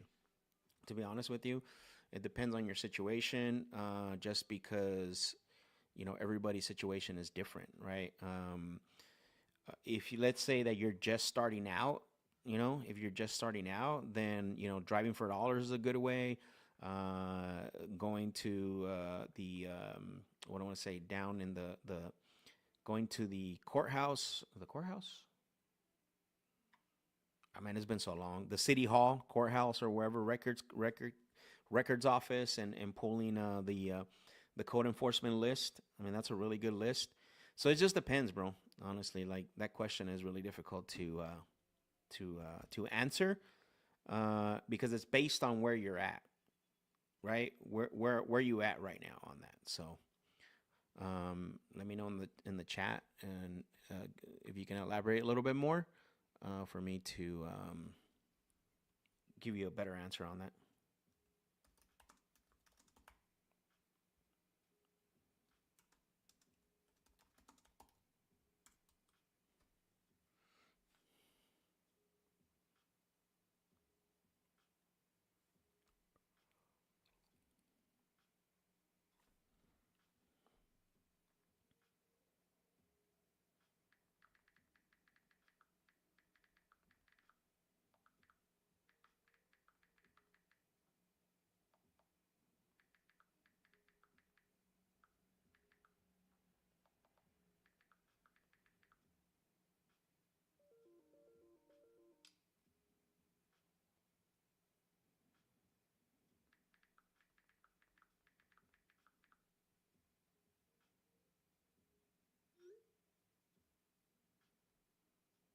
Oh, shoot.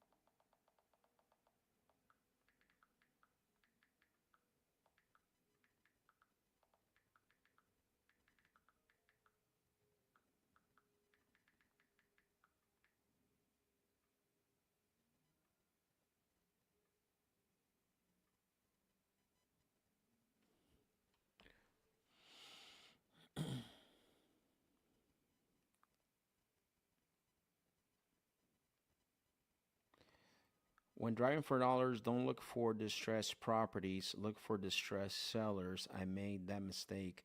Um, Yeah, I mean that's a good point. Like I understand what you're saying on that one. I agree to a certain point, but that's kind of tough if you're not talking to the sellers. You know what I'm saying?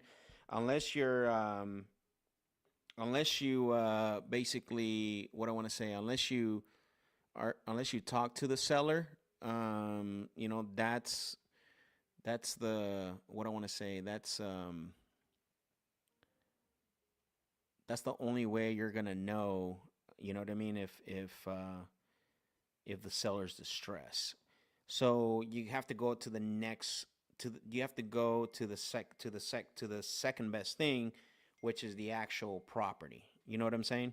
And that's the way that they're going to that's the way you're going to be able to pick up these deals, right? And to your point though, Jorge, not every property see this is the mistake that a lot of people make when they drive for dollars. They go to the worst neighborhood, right? And I am not judging nobody here, right? I'm just telling it like it is. So, same mistake, and this is probably Jorge why you know what I mean, you saw this and you were like, I made this mistake. There are certain neighborhoods that no matter what, right? Don't go to the worst neighborhood when you drive for dollars. Don't do that, right? Don't do that. Um, you need to go to a B or C or sorry, a B or C neighborhood where it's working class, they take care of their yard, they clean up, and then you drive through the street and every house is like, wow, okay, this guy's got a nice fence, nice yard.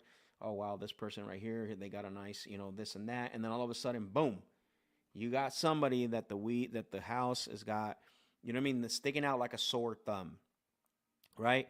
Because if you go to the worst, like if you go to the neighborhoods where you're gonna be like, I'm gonna go to these neighborhoods where all the properties are distressed, that's just the way the neighborhood is, unfortunately, right? Like that's the you can't go drive for dollars there. Now you can if you want. I'm not saying that you don't have to, but that's where you're gonna run into to where like what the things that Jorge is talking about right here, right? So when you go driving for dollars, try to be somewhere in a C or D neighborhood, right? Potentially B or C, um, somewhere in between there. Find out what those neighborhoods are, so that way, yeah, exactly. That's what yeah, I knew that. And I used to make a joke. I was like, man, I was like, these people just live the thug life. Like they don't want to sell. That's just how it is. Right? It's 100% true. So you need to be that's the thing you got to look out for, right? When you drive for dollars is you got to look out for um you know, go to C, you know, B and C or C and D neighborhoods. Don't go to D, you know, don't go to F's for sure. D's depending on your area. Like for us, C and D is good. Like here in Arizona, we ain't got too much. We don't have too many hoods, right? Like we got rough areas, but we don't have like hoods like you know in some other states, right? So a C and D, a B and C neighborhood's pretty good, even C and D, right? Um, but that's the thing you want to make sure that you are aware of when you drive for dollars, because if you just go to the F neighborhood where just because all the houses are distressed, there's a likely chance that that's how people live, unfortunately, right? That there's a likely chance that like nothing's gonna change, right? That's how they are. That's just the way it is, right? So again, you know, that's one way. Driving for dollars, getting in a code enforcement list that you can skip trace, right? And there's cheap skip tracing now, you know, that you can pay, you know, 3 cents, 4 cents, or something like that. So um, that's a good way to get leads. I have 2 properties in Tampa currently with tenants trying to expand. This wholesale strategy blows my mind how I ignored it back in 2020 when I started. That's crazy, bro. Because that's when it popped. Like in 20 end of middle towards the end of 2020 is when it popped. I remember that. And then 21 it just blew out, bro. It just blew up. So, but you're in it now, bro. You're in it now, and that's the good thing. And now it's just a matter of making the adjustments, right? So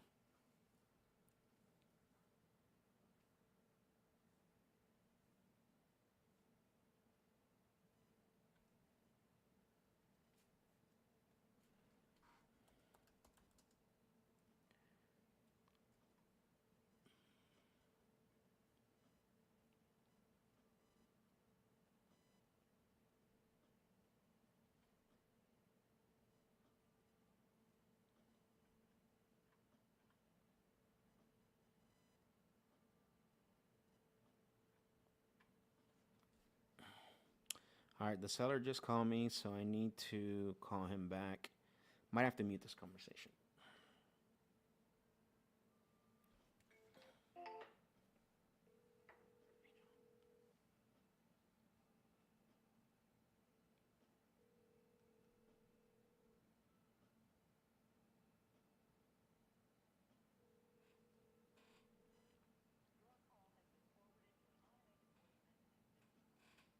He didn't pick up.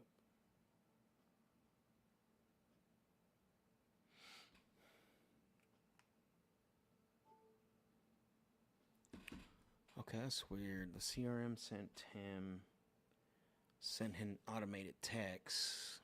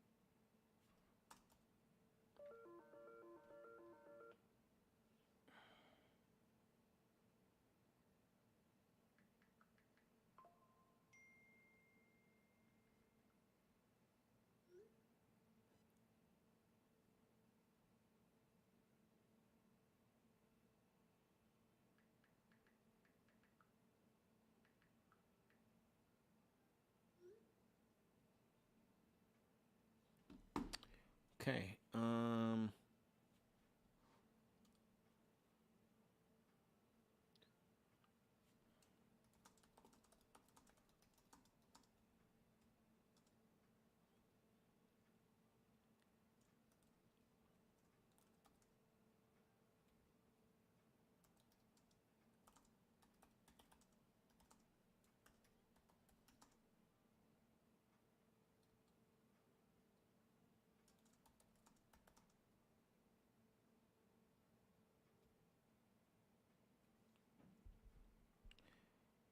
Richie says, do you usually stick only to cash or use creative finance as well? Um,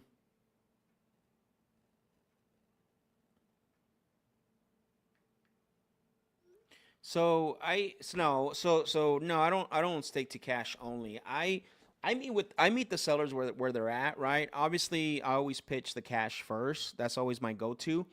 Making the cash offer first. And so that's my go-to. And then usually I make the adjustment based on what the seller's telling me, right? Based on motivation, timeline. If I know that I have, time, um, if I know that I have time, then I will make the adjustments to pitch something else. If I know that they're in a their time is short, like they don't have more than 30 days, like they got to sell now, then maybe it doesn't make sense, right? I base it off the questions that I ask during my conversation. As soon as I say hello, and as soon as they say hello, and I say hello, and why I'm calling, I'm underwriting the deal from that point on. Too many of us wait to underwrite the deal when we're making the offer, right? Because we want to convince them to do a deal with us. Like, that's the worst thing that you can do. So you need to be underwriting the deal from the moment they say hello and you start to engage in the conversation. In the back of your mind, you should start thinking right away, like, okay, I'm looking at the property. It's a brand new house, okay, and they just bought it, or whatever the case may be, right? Or hey, I'm looking at this property, like they've owned it for 20 years, gonna need a lot of work. So can't be innovation. It's just way too much work, right? Like, these things you need to underwrite. Okay, she's telling me that they got to be done in less than 30 days. Like, then it's not creative, right? Like, and that way I don't waste my time giving a solution that doesn't given a solution or an offer that doesn't solve whatever problem that they have, right? My offer and my solution always solving the seller's problem, right? And it could be multiple solutions. That's happened before, right? And then you decide which is the best one to go to. But Creative is usually my last option. It's not always my first option. My go-to is cash, novation, and then creative would be the third option. Yeah, and it's all based on their need too as well.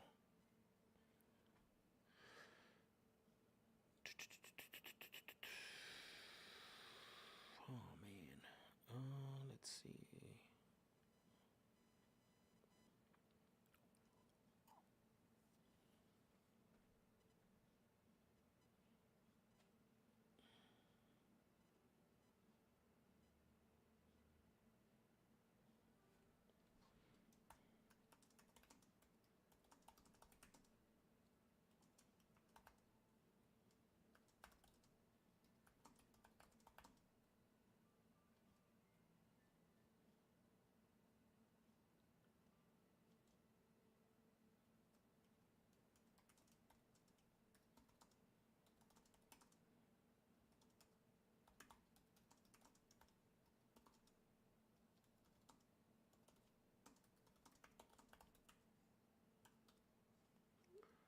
Okay.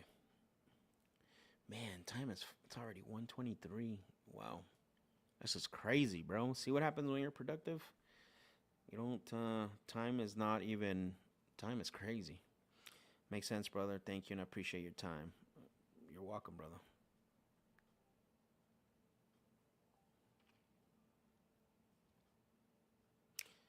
Time has flown by, but I feel like we've done a lot today. In this little bit of time that we've, you know. All right, let's see. Yeah, Cesar Chavez.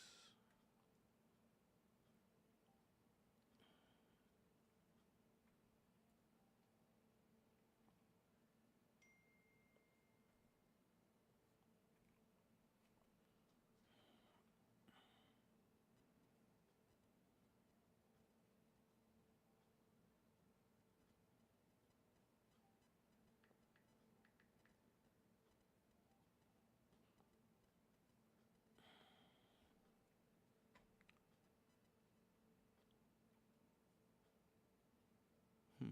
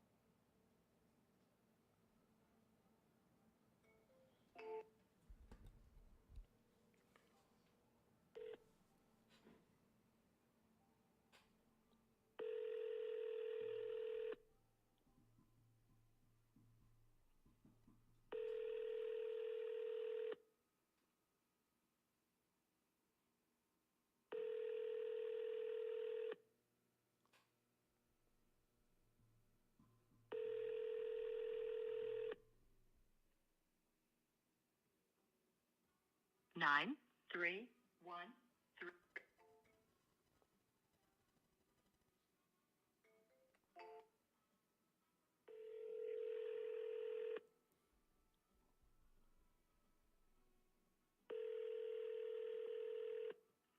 Hello?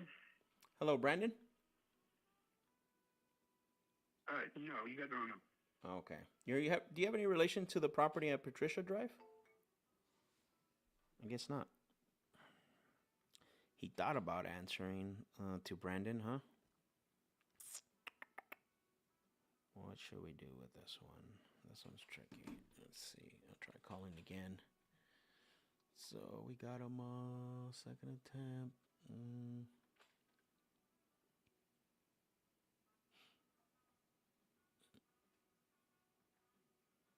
Oops. I'm gonna drop him.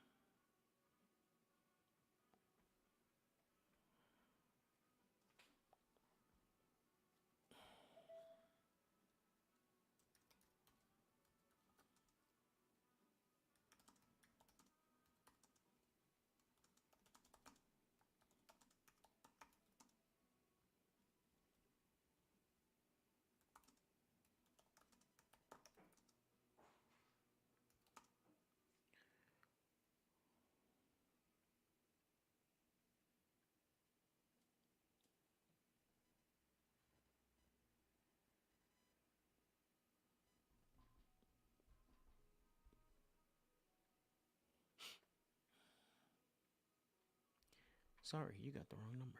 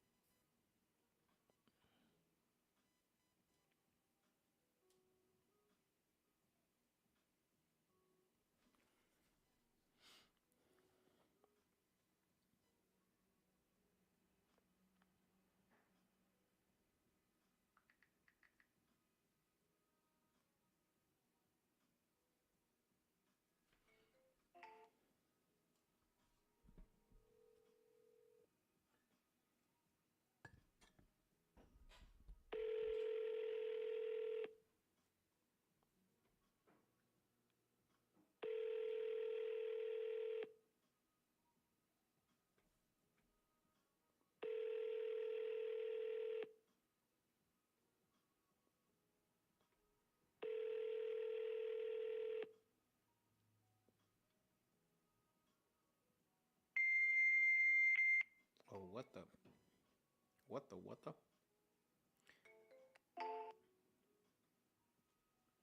Hi, this is Vassie Marie. Sorry I missed your call. If you would be so kind to leave your name and number, I will get back to you as soon as possible. Have a blessed day, and I hope to talk to you soon. Bye-bye.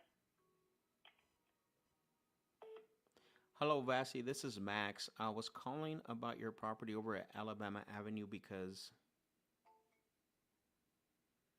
well, so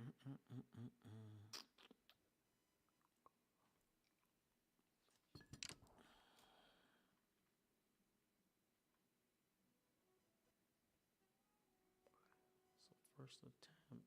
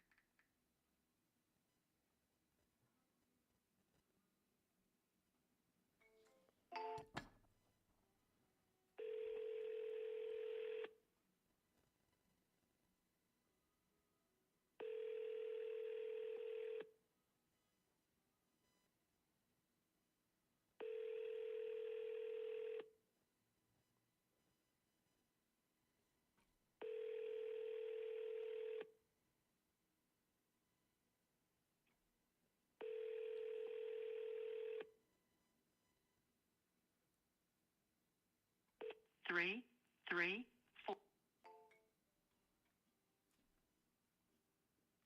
So right now,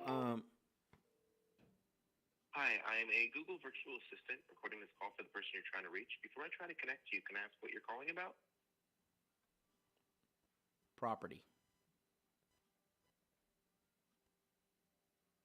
Okay, one last thing before I transfer you. Can I ask who I'm speaking to? Max. Unfortunately, the person you're calling cannot take your call right now. Have a nice day.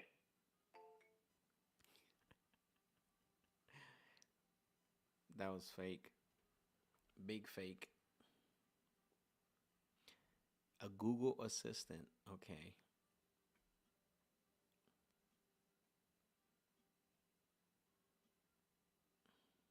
That's funny. Unless you guys have heard that before, but that was totally fake. That's why I was trying to throw it off to see if it was a real bot.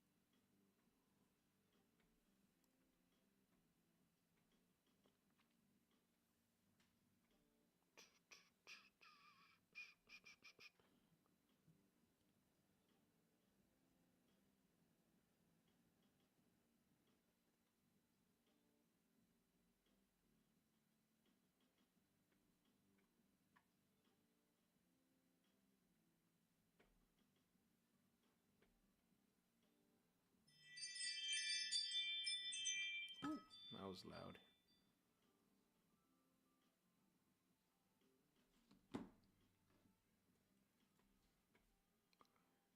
Let's see. We got 2 more leads to get through, and we'll be done with. Wait, I thought I already talked to this guy. Yep, I did. So let's see. Drip. Okay, so we got to move it to attempted contact. All right, let's see. Attempted contact.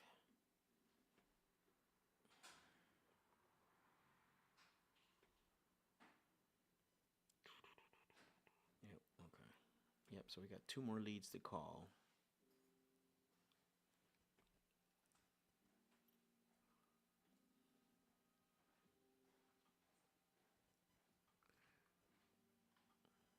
Paul, okay, let's see.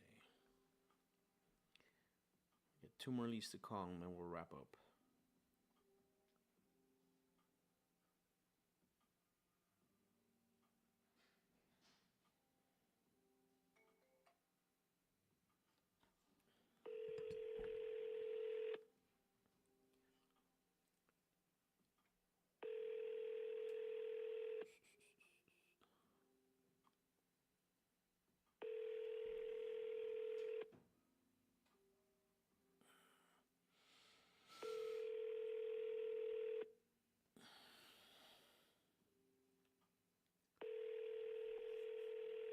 Your call has been forwarded to voice.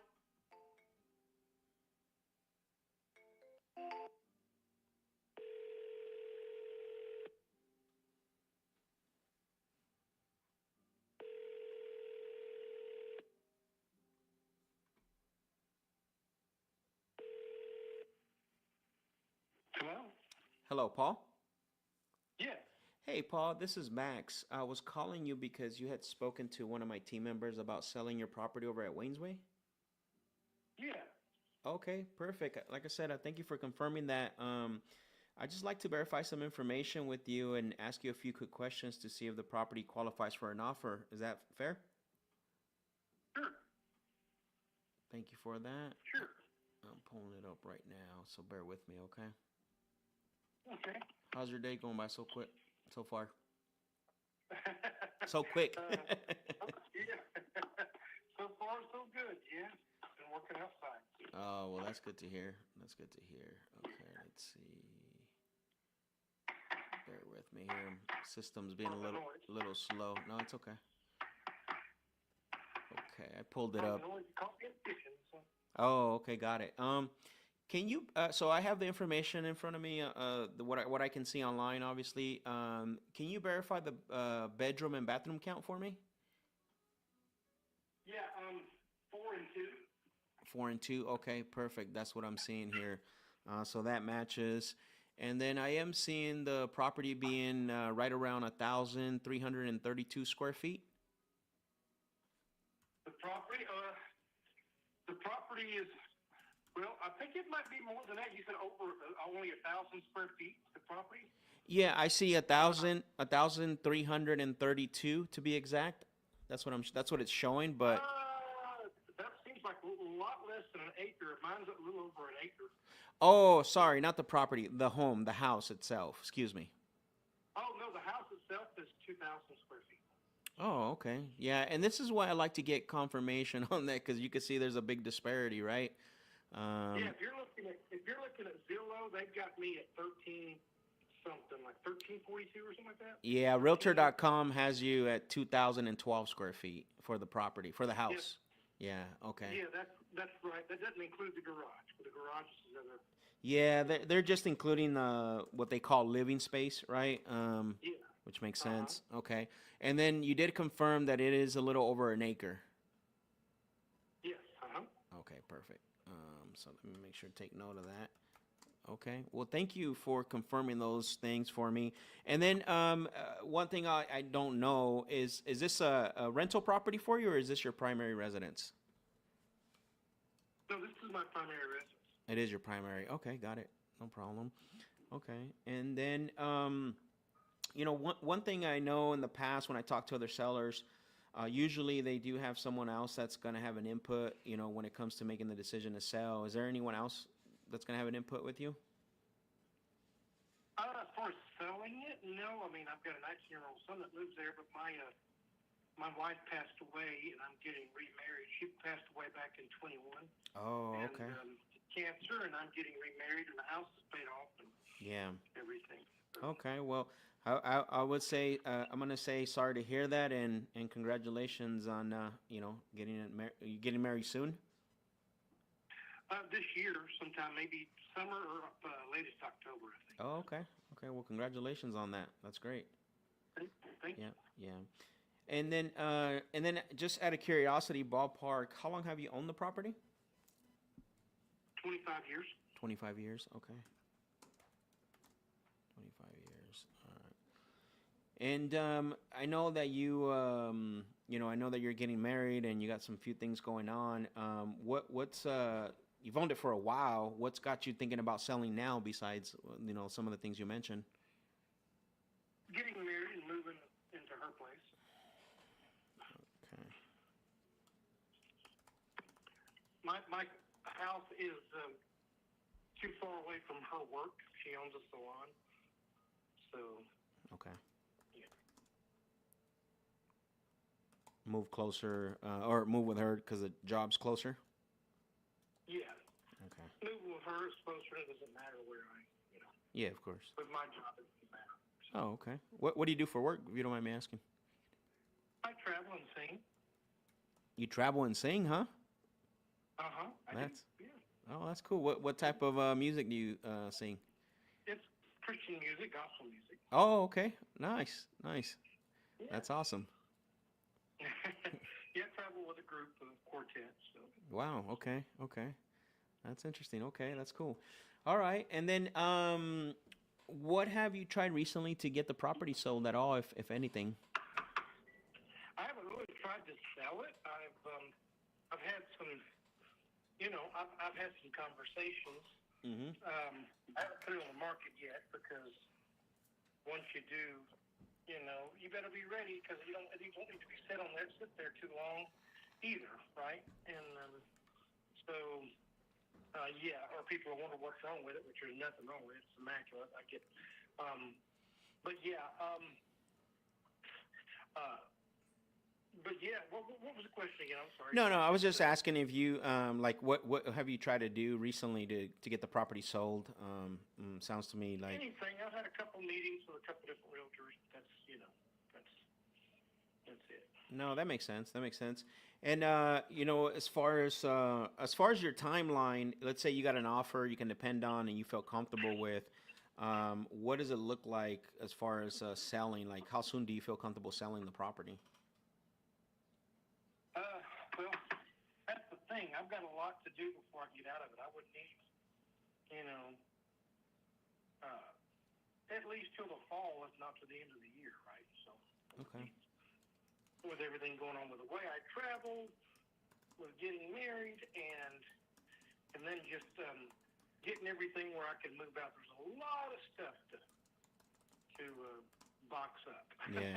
No, no, that makes sense. I mean, if you lived in a place 25 years, I could only, you can only assume that you there's a lot to do, right?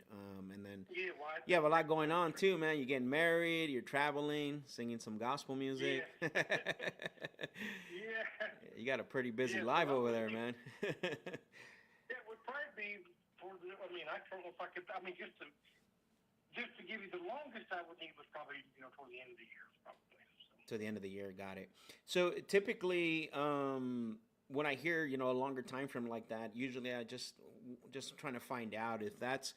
Are you looking to maybe potentially get the process started closer to the end of the year, or you want to have your money towards the end of the once the end of the year gets here?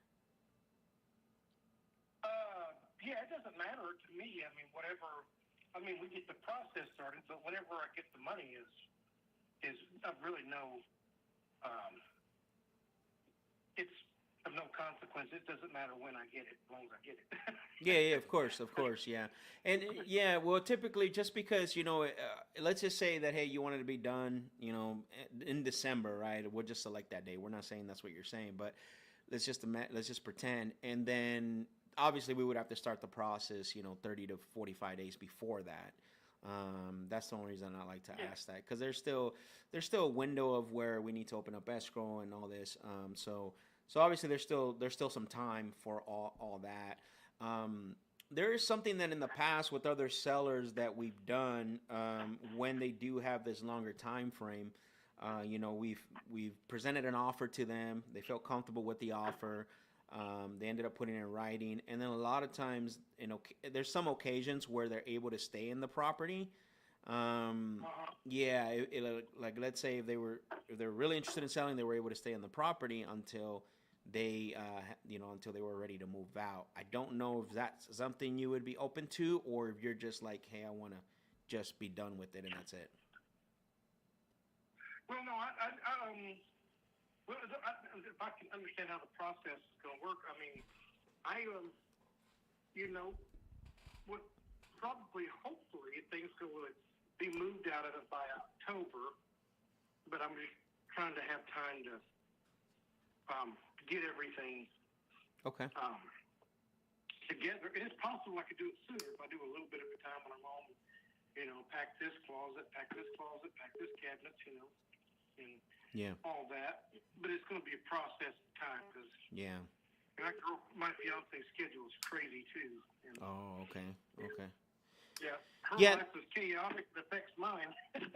Oh, I see. Mine's chaotic. Yeah, that makes sense. Wow. Yeah, pretty busy. I mean, but you're at least trying to get an idea and starting the process. It's there's a lot of options out there, right? It's just based on that. That's typically why a lot of sellers go this route, the convenience route, because it works to whatever it is their need and what they in regards to their situation and their goals, right? And so I think for from what I'm hearing and all the information I gathered, probably catching up again, maybe closer to the middle of the year. We're almost there, actually. What am I saying? A few months and we're there. But in regards to your timeline, maybe past the middle of the year, getting back to you and sort of following through on the conversation and see where you're at then. I think that would make a lot more sense, Okay. Yeah, what I'm going to do is that'll be good. And for the meantime, I'm going to guess probably a good idea to go ahead and start just getting things ready so I can move it. I got some unfinished projects too I'm trying to get done this summer, with the deck and some of the outside stuff, right? So. Yeah, no, that makes sense. Yeah, and it's good to start it, especially if the goal is to sell by the end of the year. That way you don't get caught up in trying to move everything, and doing everything sort of last minute type. Because it's always, because the closings can happen, usually 30 days or less, 30 business days or less for the most part, in some cases anyways. But Right. if you start the process now of going through the property and everything else, that'll be very helpful. Okay. Yeah. Yeah, I'm going to go ahead and start doing that. But yeah, if you want to, just so we can set a date where you can contact me back. Yeah, no, that works. I did want to ask you one more question. Have you thought about what you wanted for the property? But if you didn't have to pay anything out of pocket or make any repairs to it? Yeah, if I didn't have to remember pay, like realtors and all that stuff and their percentage, things like that. Is that what you mean? No, well, so there's no commissions or fees when you sell this way with us. Plus, and then the other advantage is that that's included with the no fees is the traditional closing cost, right? So basically, any offer that we come up with would be net to you. So that's what if we can come close to what you're considering getting, where you feel comfortable selling, we can see if we can do that for you. Yeah. Somewhere in the neighborhood of around 350, I think. Okay, around 350,000. Mm-hmm. Okay. And then are you? I'm assuming you wouldn't be open to any other offers besides the 350. Yeah, I mean, if they weren't too ridiculously, far apart from that, Not 250, correct? I'm just kidding. Oh. Right, yeah. Oh man, Paul was about to jump through the phone and choke me. No, not at all. I'm just kidding, Paul. I'm just Not at kidding. all. Yeah. You're in business. You got to get things. Yeah, of course, and obviously, that would be a blind offer. I mean, I don't do blind offers for that same reason, because it's ridiculous, right? As it sounds. Okay, so I mean, obviously, what I know that your goal ultimately is to be around 350, which now gives me a good perspective, a good idea of what where we're at, and if I could even get there at some point. But like I said, right now we're early. So if I was to put on the calendar when to call you about this, when would be the best time and day for that? Best time of day? Like the best time and what date? Like, do you like as far as? Well, actually, I should say month. When would be the best month to call you back, since we're so far away still? Yeah. Well, since it's talking about starting the process, Mm-hmm. maybe call me in August and see where we are, and then I'll just I'll start. Because by then I should be in good shape. So. Okay. So call. Okay, I will definitely make a note of that. I just threw it in the calendar as well too, to give you a call back in August and see where you're at in the process, and then we can re-engage on the conversation, and if it works, great, and if it doesn't, we're happy that you're getting married and you're singing some gospel music. Well, thank you. Yeah. And I understand too that you guys probably are you a corporation that kind of like buys them and then rents them out basically, or? We're not really like a big corporation, right? We're still a company. So we're what I always tell sellers, we're a full real estate solutions company. So we sometimes wholesale deals, which means that we find finance or financial partners in the area, fix and flip them. Right. Yeah, fix and flip them. Sometimes they get put into the rental portfolio. So it just depends on the property location. We're across. I would say we're across probably 8 markets, and Ohio is one of them. Thank you. You too. Thanks. Sorry, I had food delivery. Oh, it's okay. Yeah, no worries. But yeah, so it just depends on the property location, whether we decide, hey, this is a wholesale deal, we're gonna work with the local partner and assign it to them, or hey, this will be a good fix and flip for us. It all depends on the market and price too, as well. Right. Yeah. So that's what I didn't know, whether you were doing if you were flipping or renting, but you actually do something with folks. Yeah, dude. Yeah, and then I do. And then again, the third option is assigning. If you're familiar with that, I'm not sure if wholesaling the property as well. Oh, okay. Yep. All right. You said wholesaling it? Mm-hmm. Yep. Yeah. Okay. Yeah. All righty. Yeah. Okay. Well, Paul, Yeah. I got you down to call you in August, and I'll follow through on that and see where you're at, and we'll start from there. Okay. Thank you so much. Yeah. Of course. You take care. Have a good rest of your weekend. Bye bye. You too. Thank you. Yeah. Of course. Paul Lancaster. I gotta look him up. He said he plays. He's a singer.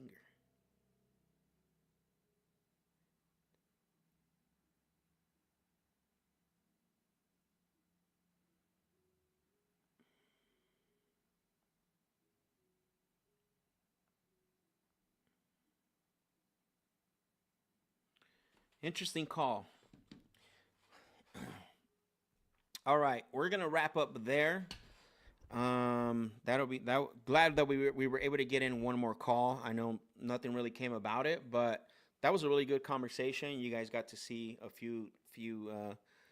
few strategies that I use, right, in asking questions and making the seller feel comfortable, discovering whether this is discovering a few things about him, what he's doing, and his timeline. We know is too far away. But any questions before I go on that call? Any clarification? What were your guys' thoughts? Today was a very productive 4 hours. We've been on here almost 4 hours now, right? We had some good conversations. We set up some callbacks. We were able to potentially get the Naples property across the find a buyer for it. And then we had a really good conversation. So again, this is a good example of staying locked in, right? Staying zoned in, even if it's just for a few hours, you can accomplish a lot. And then before I leave, while you guys are putting your questions, in there in the chat, or any feedback or clarification on that call, I want to give Get Sellers a shout out. So remember, they're the ones who are powering the Deal Lab. They're the ones who are providing the leads. They're the ones who are providing not only the leads but also the CRM. I put the link in the chat. It's also in the description of this video. Book a call with my guy Taylor. He will take care of you. Plus, he's not a pushy salesman. He's actually someone who cares about what he does.